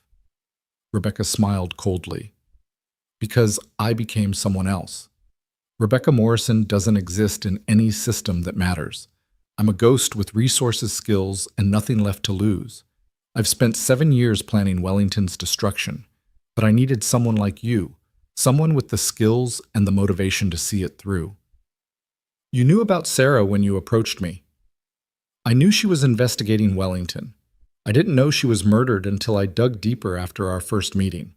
Your appearance in Henderson, the grocery store incident, it seemed like providence. Or maybe Sarah's way of pushing us together." Connor walked to the bulletin board, seeing the web of connections Rebecca had mapped. Wellington sat at the center like a spider threads connecting him to judges, politicians, business leaders, criminals. How many people has he killed? Directly. Maybe a dozen. Indirectly through his rulings and corruption. Hundreds. Possibly thousands. If you count the cancer victims from Brennan Chemical alone. And Mitchell's people know this. They know some of it. But Wellington has connections in every agency. Files disappear, witnesses recant, or vanish, investigations get shut down. Mitchell's group isn't trying to stop him, they're trying to control him, use him as an asset. Connor turned to face her. So what's your plan? You can't just kill him. He's about to run for Senate, too high profile. Kill him. No, that would make him a martyr. His allies would spin it as an attack on justice itself. Rebecca pulled out a leather-bound ledger. This is Wellington's real accounting. Every bribe, every murder, every crime documented in his own hand. He's arrogant enough to keep records hidden in a safe in his home office. You've seen it. Photos taken by someone who died 2 days later in a car accident, but I know where it is, how to get to it. What I didn't have was someone skilled enough to retrieve it while making it look like Wellington's enemies in organized crime were responsible. Frame job. Justice. Wellington's been taking money from the Torino crime family for years, but lately he's been favoring their rivals. The Torinos are angry, looking for leverage. If that ledger surfaces in their hands, if copies get sent to every major news outlet, to the FBI, to congressional oversight committees, Wellington goes down and it looks like criminal infighting. Exactly. No martyrdom, no conspiracy theories. Just a corrupt judge finally facing justice. Connor considered the plan. It was elegant, comprehensive, and incredibly dangerous. When what? Tomorrow night, Wellington's hosting a fundraiser at his estate. 500 guests, security focused on the perimeter, everyone distracted by politics and champagne. You've been invited. Rebecca Morrison hasn't, but Charlotte Harrison has. She pulled out an ID, her photo, but different hair, different name. Philanthropist, major donor, the kind of person Wellington cultivates. You'll be my security consultant. Background's already established, references check out. And if something goes wrong, then we implement Plan B, which is, we burn it all down and run. I have exit strategies for both of us. New identities, clean papers, enough money to start over anywhere. Ruby would come with you, of course. Connor shook his head. I'm not running, not anymore. Even if staying means Ruby loses her father. Staying means Ruby learns that some fights are worth the risk. That her mother's death meant something, that justice isn't just a word. Rebecca studied him for a long moment. You're different from 7 years ago. Harder. 7 years ago, I thought playing by the rules kept people safe. Now I know better. His phone, the regular one, buzzed from the shelf. Connor reinserted the battery and checked it. Text from Mike. Cops at your house. Ruby's fine at school, but something's up. I have to go, Connor said. The FBI. Local cops, probably about Marcus. Rebecca handed him a card. My real number. Memorize it and destroy the card. Tomorrow night, 8 p.m., I'll pick you up. Wear a suit. I don't own a suit. You do now. She indicated a garment bag hanging nearby. Tailored based on your military records. Should fit perfectly. Connor took the bag, then paused. Why Charlotte Harrison? Charlotte was my father's mother's name. Harrison was his middle name. It's who I would have been if Wellington hadn't destroyed my family. She turned back to her boards. Tomorrow night I become her for real, and Wellington meets his reckoning. Connor left the warehouse and drove toward home, but stopped 3 blocks away when he saw the police cars. He parked and approached on foot, using the neighbors' yards to get close enough to hear. Detective Ray Morgan, one of the few cops Connor genuinely respected, was talking to Mrs. Kowalski on Connor's porch. Just need to ask him some questions about last night. Nothing serious. I told you he left to handle an emergency plumbing call. Some pipe burst at the Hendersons' rental property. Good woman, Connor thought, covering for him without being asked. Do you know what time he'll be back? Morgan asked. He said he had to order parts, could be this afternoon. Connor backed away and circled to his truck, then drove to the police station openly. Better to face this head on than let them keep searching. Morgan looked surprised when Connor walked into the detective division. "Connor, we were just at your house." "I know. Saw the cars. What's this about Marcus Williams? He's asking for you. Says you're the only one he'll talk to." "About what?" "About who really sent him to that grocery store. He says it wasn't Dante Powell." Connor kept his expression neutral, but his mind raced. If it wasn't Dante, then who and why? They led him to an interrogation room where Marcus sat looking younger than ever in his orange jumpsuit. His lawyer, Susan Chen, sat beside him. "Mr. Walsh," Marcus said, relief visible on his face. "Thank you for coming." Connor sat down. "What's going on, Marcus?" "It wasn't Dante who sent me. I lied before because I was scared, but after what you did coming to see me, I can't." He stopped, swallowed. "It was a woman. Professional cold. She said she'd kill Jasmine if I didn't rob the store at exactly that time." Connor felt the pieces clicking together. "Describe her." "White, maybe 35, dark hair pulled back. Had this way of standing like she was military or something. And her eyes dead, you know. Like she'd killed before and wouldn't think twice about doing it again." "Agent Mitchell. She'd orchestrated the robbery to force contact between Connor and Rebecca. Why that specific store, that specific time? She knew you'd be there. Said you were the only one who could stop me without violence. Said it was a test." Connor looked at Morgan. "I want to make a call." Outside the interrogation room, Connor dialed Mitchell's number. She answered on the first ring. "Figured it out, did you?" "You set up a kid to force me into a situation where Rebecca would notice me. We needed her to make contact. Your heroics were just a bonus, made her more interested. You traumatized an innocent family. I protected national security. That's what I do, Mr. Walsh, whatever it takes. And Ruby was taking her part of the plan too. That was an acceleration of timeline. Wellington announcing his Senate run changed things. We need Rebecca's plan to happen now before he becomes too powerful to touch." Connor processed this. "You want Wellington taken down too. I want Wellington controlled or eliminated. He's become a liability, too ambitious, too reckless, but he has dirt on half of Washington. We can't move against him directly." "So you're using Rebecca to do your dirty work?" "I'm using both of you. The difference is she doesn't know it yet." Mitchell paused. "The ledger she's after. We need it too, but not for exposure, for leverage. Wellington's records implicate people we need to control. And if I don't deliver it to you, then Ruby has an accident. Tragic, unexpected, the kind that happens to children every day. You'll never prove we were involved." Connor's grip tightened on the phone. "You're making a mistake." "No, Mr. Walsh. You made the mistake when you thought you could just be a plumber. Men like you don't get to retire. Your weapons get used until they break." She hung up. Connor stood in the hallway calculating. Mitchell wanted the ledger. Rebecca wanted it exposed. Wellington wanted it hidden. Everyone had leverage, everyone had plans, and Ruby was caught in the middle, unless he changed the game. He went back into the interrogation room. "Marcus, I'm going to help you, but I need you to do exactly what I say. Can you do that?" Marcus nodded eagerly. "Tell them everything about the woman who threatened you. Don't mention my name beyond the grocery store incident.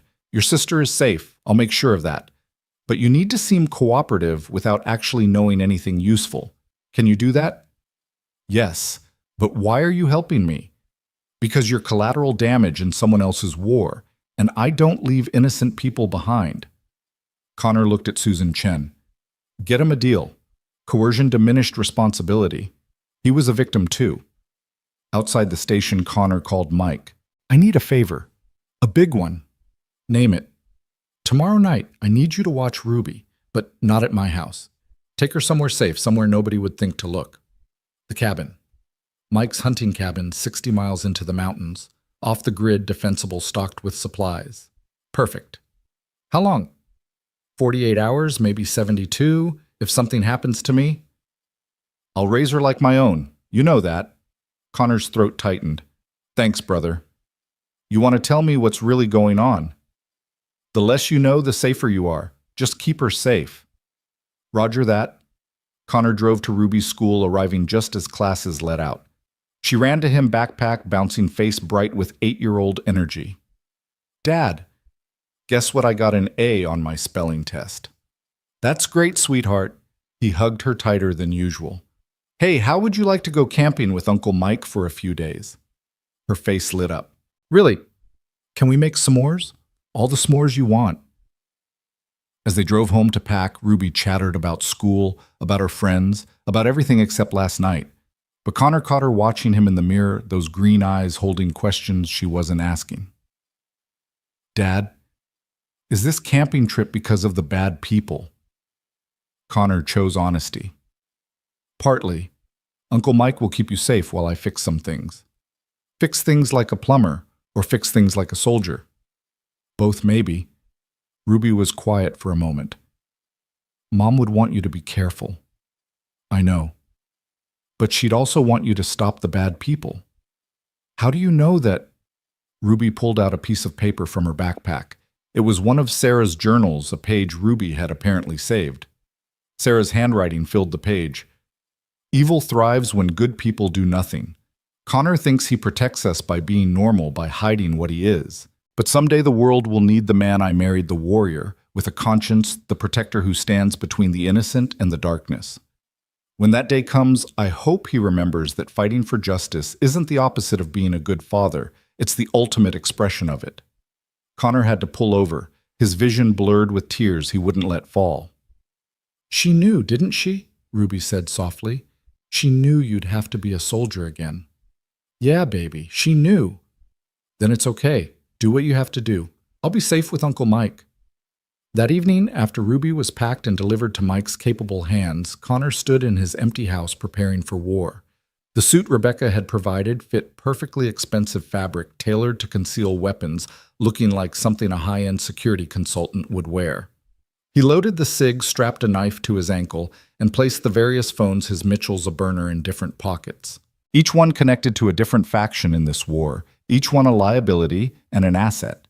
The colonel's information had come through pages of data on Wellington, his connections, his crimes. Most of it confirmed what Rebecca had shown him, but there were additional details. Wellington's wife had left him 6 months ago, was in hiding.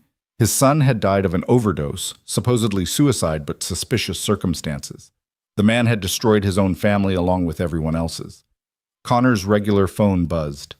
"Rebecca, car arriving in 5 minutes." He looked around the house one last time. Photos of Sarah, of Ruby, of the life they'd built on lies and half-truths. After tomorrow, everything would change. Either Wellington would fall or Connor would. Either way, the plumber's simple life was over. A black town car pulled up outside. Connor locked his door and walked toward his fate. Sarah's words echoing in his mind, the warrior with a conscience. He got in the car. Rebecca was already inside, transformed into Charlotte Harrison, elegant dress, perfect makeup, every inch the philanthropist. But underneath, Connor could see the weapons, the tension, the years of planning coming to fruition. "You ready for this?" she asked. "I've been ready for 7 years. I just didn't know it." As they drove toward Wellington's estate, Connor thought about Ruby safe in the mountains, about Sarah dead in the ground, about Marcus in his cell, about all the innocents caught in the crossfire of powerful men's games. Tonight that would change. Tonight the ledger would be found. Tonight justice would begin. The car approached Wellington's estate, a mansion lit up like a beacon full of people celebrating a monster's ambition. Guards at the gate checking invitations, but they'd never see the real threat coming. Because the real threat wasn't the ghost seeking revenge or the soldier seeking justice. The real threat was the father who'd lost everything and had nothing left to lose but his daughter. And that made Connor Walsh the most dangerous man at the party. "Remember," Rebecca said as they approached the gate, "we're just here for the ledger. In and out, no confrontation." Connor nodded, but his hand rested on the SIG beneath his jacket. Plans were good, but plans rarely survived contact with the enemy. And tonight there were enemies everywhere. Wellington Mitchell's people, possibly the Torinos, and God knew who else. The guard checked their invitations, waved them through. The car rolled up the circular drive toward the house where Sarah's killer was holding court, accepting congratulations on his Senate run, never knowing that his carefully constructed world was about to collapse. Connor helped Rebecca out of the car, playing the role of security consultant scanning for threats that were very real. As they walked toward the entrance, she whispered, "Whatever happens, get the ledger, even if you have to leave me behind." "Nobody gets left behind," Connor replied. "Not anymore." They entered the lion's den, two ghosts seeking justice in a world that had forgotten what the word meant. But tonight they would remind everyone. Tonight Wellington would learn what Sarah had known all along, that nobody was untouchable. The party swirled around them, powerful people making deals, trading favors, never noticing the danger walking among them. Connor marked exits, counted security, noted which guests were armed. The habits of a lifetime impossible to suppress. And somewhere in this house, hidden in a safe, was a ledger that would bring it all crashing down. Time to go to work. The ballroom gleamed with the kind of wealth that never questioned its origins.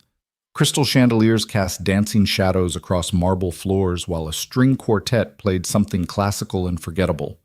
Connor moved through the crowd like a shark through schools of oblivious fish, Rebecca on his arm. Both of them wearing their lies like designer clothes. Judge James Wellington stood near the grand staircase, surrounded by admirers and sycophants. Silver-haired, distinguished, radiating the kind of authority that made people trust him instinctively. Connor studied him with the patience of a sniper, cataloging details, the slight favor of his left knee, from an old tennis injury, the way his eyes never stopped moving despite his smile, the two bodyguards trying to look casual at 3 and 9 o'clock. "Charlotte Harrison," Rebecca said smoothly as they approached, her voice carrying just enough Boston Brahmin to be believable. "Such an honor to finally meet you, Judge Wellington." Wellington's eyes assessed her with the calculation of a man who measured everyone's value instantly. "Miss Harrison, your donation was extremely generous. I'm glad you could attend." "I believe in investing in leadership with vision," Rebecca replied, and Connor marveled at how easily she wore this skin, this life that should have been hers. "This is my security consultant, Mr. Thomas. After that dreadful business in Boston last month, I don't go anywhere without protection." Wellington barely glanced at Connor, dismissing him as hired help. Perfect. The invisible man saw everything while being seen by no one. "I understand completely," Wellington said. "Security is paramount in these troubled times. In fact, it's going to be a cornerstone of my campaign, making our streets safe again, ensuring justice prevails." Connor bit back bile at hearing this murderer speak of justice. Sarah's face flashed in his mind, pale and thin in those final days, still trying to protect him from the truth she'd uncovered. "I'd love to hear more about your plans," Rebecca said, touching Wellington's arm lightly. "Perhaps somewhere quieter." "The crowd is a bit overwhelming." Wellington's smile shifted, becoming predatory. He thought he was being propositioned. "My study is just upstairs. We could discuss my platform in private." "That sounds perfect." As they moved toward the stairs, Connor caught movement in his peripheral vision. A woman in catering uniform, but her stance was wrong, her eyes too alert. Mitchell's people.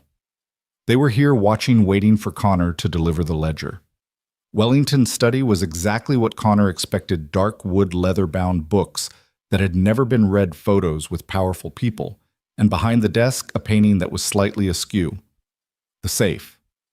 "Brandy," Wellington offered, moving to a crystal decanter. "Please." Rebecca accepted while Connor positioned himself by the door, playing the bodyguard role while actually checking for additional security measures. 2 cameras, one obvious one hidden. Motion sensor in the corner, the window wired for alarms. Wellington handed Rebecca a glass, keeping one for himself. "So, Ms. Harrison, what specifically interests you about my campaign?" "Justice," Rebecca said simply. "I've seen too many criminals escape consequences, too many good people destroyed by a system that protects the wrong people." "I couldn't agree more." Wellington sat behind his desk, the painting with the hidden safe directly behind him. "I've spent 20 years fighting that fight." Connor watched Rebecca's hand tighten on her glass. 20 years of destroying lives, he meant. 20 years of murder disguised as justice. "Tell me," Rebecca continued, "do you ever worry about revenge from those you've convicted?" Wellington laughed. "The guilty always claim innocence, but I sleep soundly knowing I've done what's right. Besides," he gestured to the room, "security is comprehensive. This house is a fortress." A knock at the door interrupted them. One of Wellington's bodyguards entered. "Sir, the senator is asking for you, says it's urgent." Wellington sighed. Politics never rests. Ms. Harrison, would you excuse me for just a moment? Please enjoy your brandy. I'll return shortly. After he left, Connor moved immediately. 2 minutes, maybe 3. Rebecca was already at the painting, swinging it aside to reveal the safe. Biometric lock. We need his fingerprints. Connor pulled out a device the colonel had provided military grade, able to bypass most biometric systems, but it needed a template. He looked at Wellington's glass on the desk, perfect prints on the crystal. 40 seconds, Rebecca said, as Connor worked lifting the prints with tape, transferring them to the scanner. The safe clicked open. Inside were stacks of cash, some bonds, and there a leather-bound ledger worn from years of use. Rebecca grabbed it, flipping through quickly. This is it. Names, dates, amounts, everything. We need to go. But as they moved toward the door, it opened. Not Wellington Agent Mitchell, dressed as a caterer, but holding a Glock steady. I'll take that, she said. Connor stepped between her and Rebecca. This wasn't the deal. The deal was you get me the ledger, you have it, hand it over, and let Wellington walk free. Wellington's finished either way, but this ledger is too valuable to waste on simple exposure. The people in here, senators, CIA directors, federal judges, we can control them all with this. More corruption? Rebecca said with disgust. Just changing who holds the leash. Welcome to the real world, Mitchell replied. Now give me the... The door burst open. Wellington stood there, his bodyguards behind him taking in the scene, the open safe, the ledger in Rebecca's hands. Mitchell with her weapon drawn. Charlotte Harrison, Wellington said slowly. No, you're Rebecca Morrison, or should I say Charlotte Morrison, daughter of Thomas Morrison. His smile was cold. I wondered when you'd finally make your move. Everything happened at once. Mitchell swung her weapon toward Wellington. His bodyguards drew their guns. Connor moved years of training compressing into instinct. He knocked Mitchell's arm up as she fired the bullet, punching into the ceiling. His elbow caught the first bodyguard in the throat, while his other hand drew the SIG, putting 2 rounds center mass into the second guard. Rebecca didn't hesitate. She threw the brandy in Wellington's face and dove behind the desk as more guards flooded the room. Connor flipped the heavy oak desk for cover as bullets started flying. So much for in and out quietly, he muttered, returning fire. Mitchell had taken cover behind a bookshelf, shooting at both them and Wellington's people. The ledger. Get me that ledger. Wellington was screaming orders, calling for more security, but also reaching for something in his jacket, a small pistol pearl-handled, probably never fired in anger. Connor counted muzzle flashes. 4 hostiles in the room, more in the hallway. Mitchell pinned down but still dangerous. Rebecca beside him, the ledger clutched to her chest, her elegant dress now torn and blood-stained. We need an exit, she said. Connor looked at the window. 3rd floor, but there was a balcony below 2nd floor. Can you jump? Do I have a choice? He provided covering fire while Rebecca shot out the window with a lamp base. Cold air rushed in along with the sound of sirens. Someone had called 911. Go! Connor shouted. Rebecca jumped, landing hard on the balcony below. Connor heard her grunt of pain, but she kept moving. He turned to follow, but Wellington was there, that pearl-handled pistol aimed at his face. You killed my wife, Connor said. Wellington's eyes widened slightly. Walsh. You're Connor Walsh, Sarah's husband. You poisoned her, made it look like cancer. She was interfering with things beyond her understanding, just like her husband is now. Wellington's finger tightened on the trigger. Connor moved faster. A lifetime of violence condensed into a moment. His hand swept Wellington's gun aside as it fired the bullet singing past his ear. His other hand, still holding the SIG, came up. But he didn't shoot Wellington in the head or the heart. He shot him in the knee, the exact spot where the old injury was. Wellington screamed, dropping, and Connor stood over him. That's for Sarah, he said. Prison is for everyone else. Mitchell appeared in the doorway. Walsh the ledger.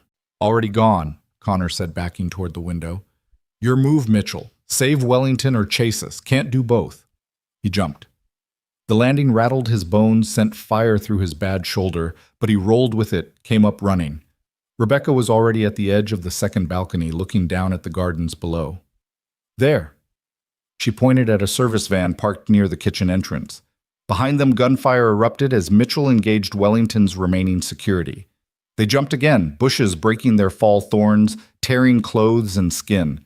Connor pulled Rebecca up, and they ran, sirens getting closer, the entire estate now in chaos. The van was locked, but Connor shot the lock off, hot-wired it in seconds, another skill from another life.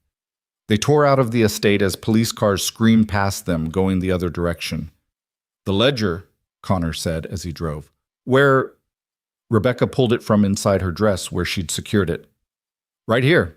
"But Mitchell just got caught in a firefight at a judge's estate. She's got bigger problems now." They ditched the van 6 blocks away, switching to a car Rebecca had pre-positioned. Always have an exit strategy. As they drove toward the warehouse, Rebecca made calls, setting things in motion. Copies to the Washington Post, New York Times, CNN, Fox. Everyone, FBI, DOJ, congressional oversight. It's going wide in 1 hour. Wellington will claim it's fake.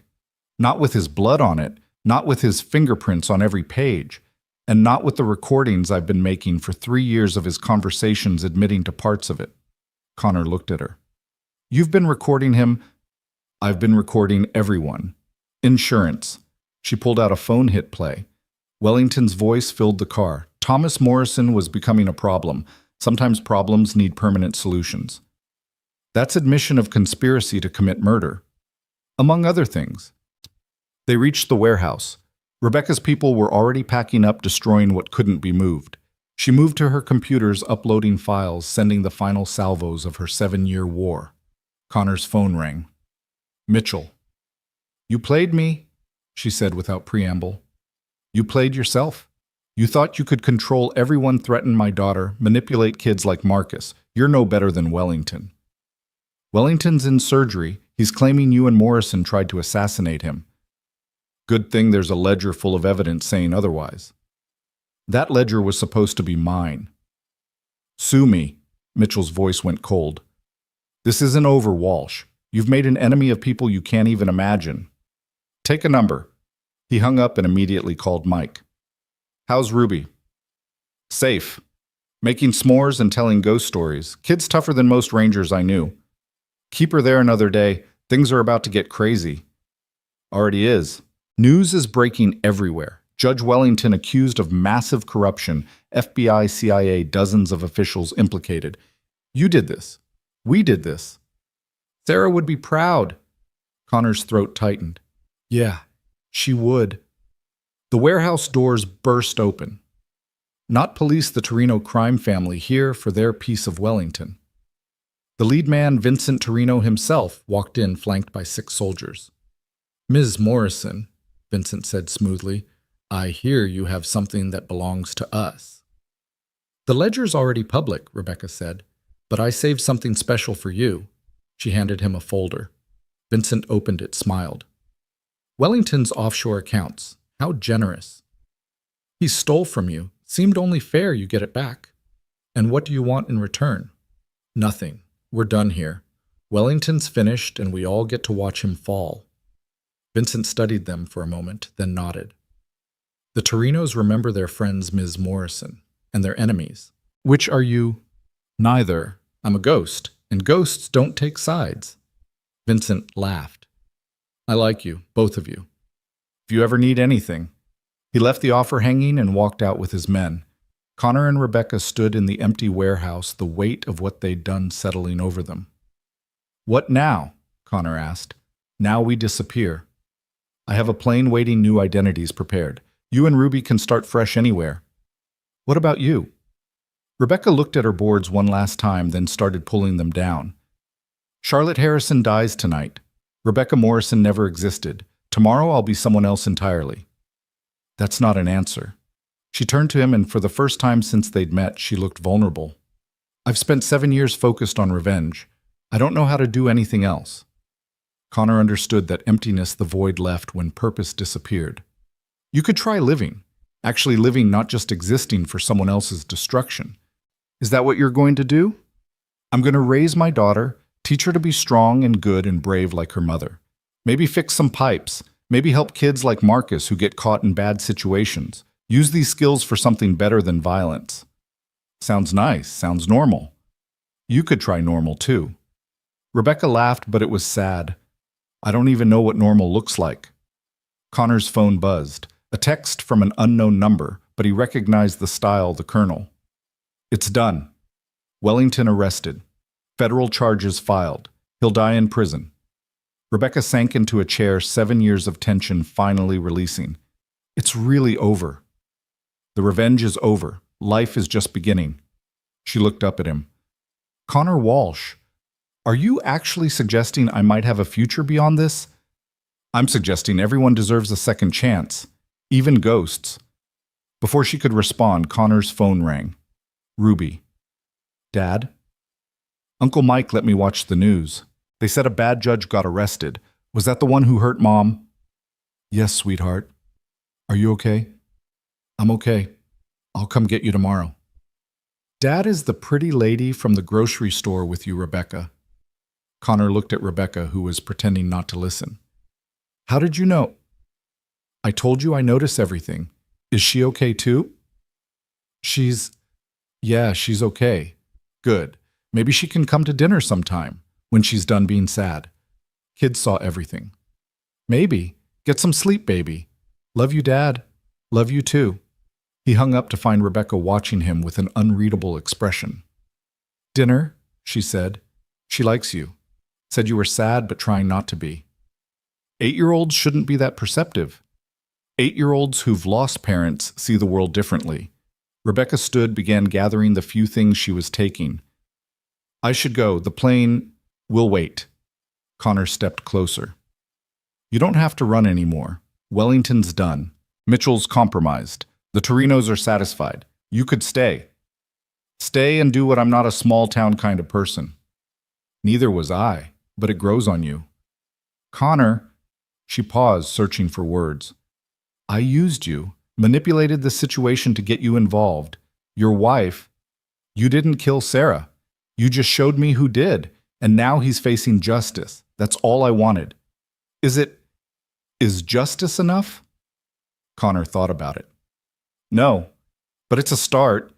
Sarah's gone, nothing changes that. But Ruby's alive and she needs a future worth living in. Maybe that's enough purpose for now. Rebecca smiled, small but genuine. You're a good man, Connor Walsh. Your daughter's lucky.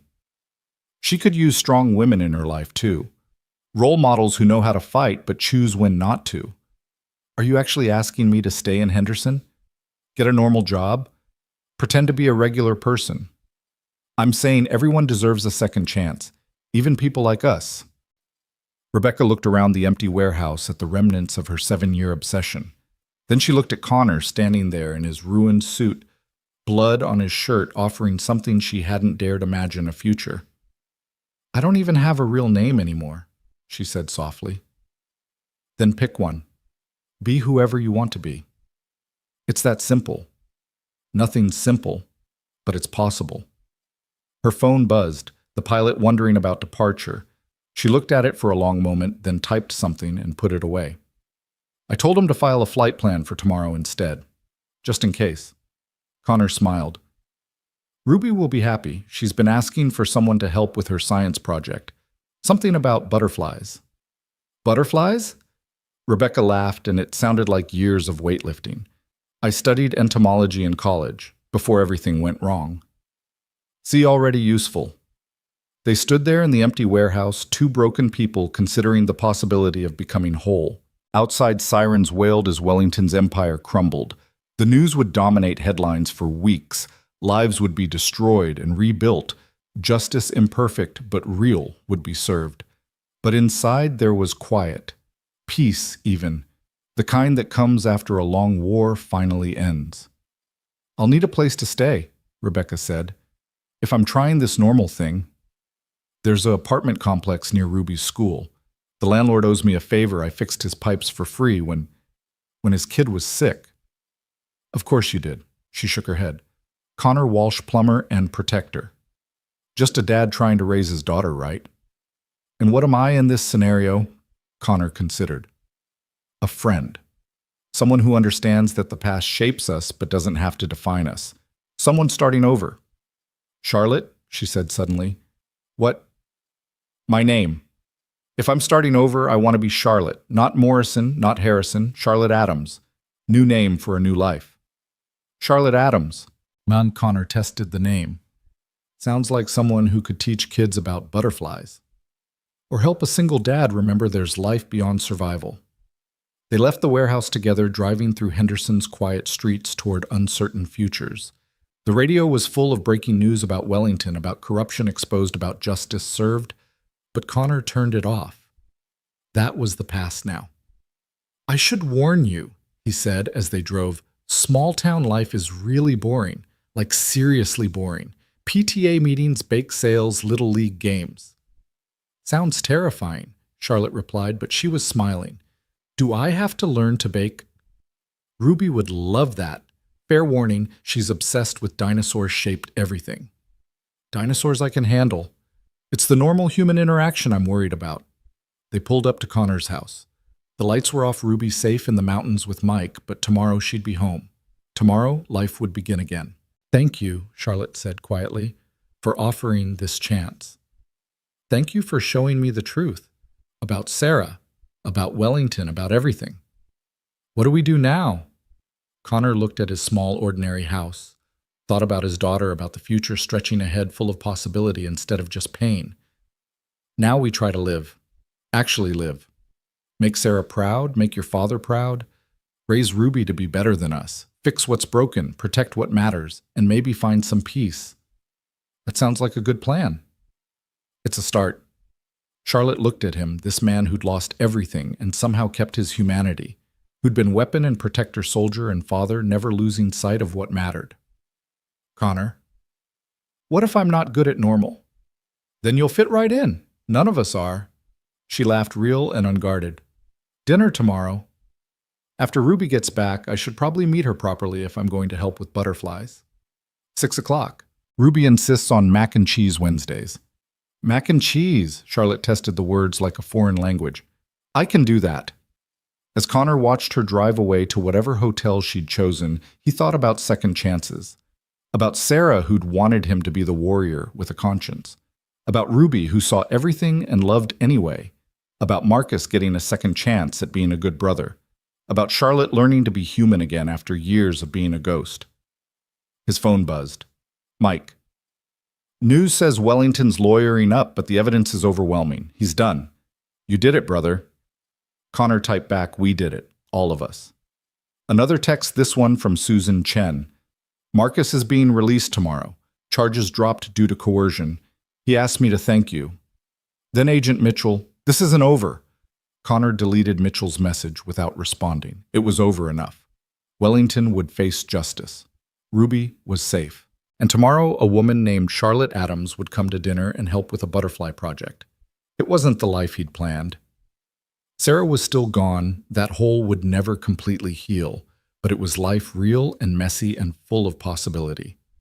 Connor Walsh stood on his porch looking at the stars Sarah used to love and made a promise. I'll raise her right, he whispered to the night. I'll teach her to be strong and good and brave like you. And maybe, just maybe, I'll learn to be happy again. The stars didn't answer, but somewhere he thought Sarah was smiling. Tomorrow would bring new challenges. Mitchell might make good on her threats. The Torinos might call in their implied favor. Charlotte might struggle with normal life. Ruby might ask hard questions about everything that had happened. But tonight, Wellington was in custody. Justice had been served. And a little girl would sleep safe in the mountains, dreaming of butterflies and dinosaurs, and a world where heroes still won. Connor went inside, locked the door, and prepared for tomorrow. The plumber was back, but the soldier would always be ready if needed. And somewhere between the two, he might find the man Sarah had always believed he could be, the warrior with a conscience who chose to build rather than destroy. In the morning, he'd pick up his daughter. They'd make breakfast together. Charlotte would come to dinner. Life would go on. And maybe, just maybe, that would be enough.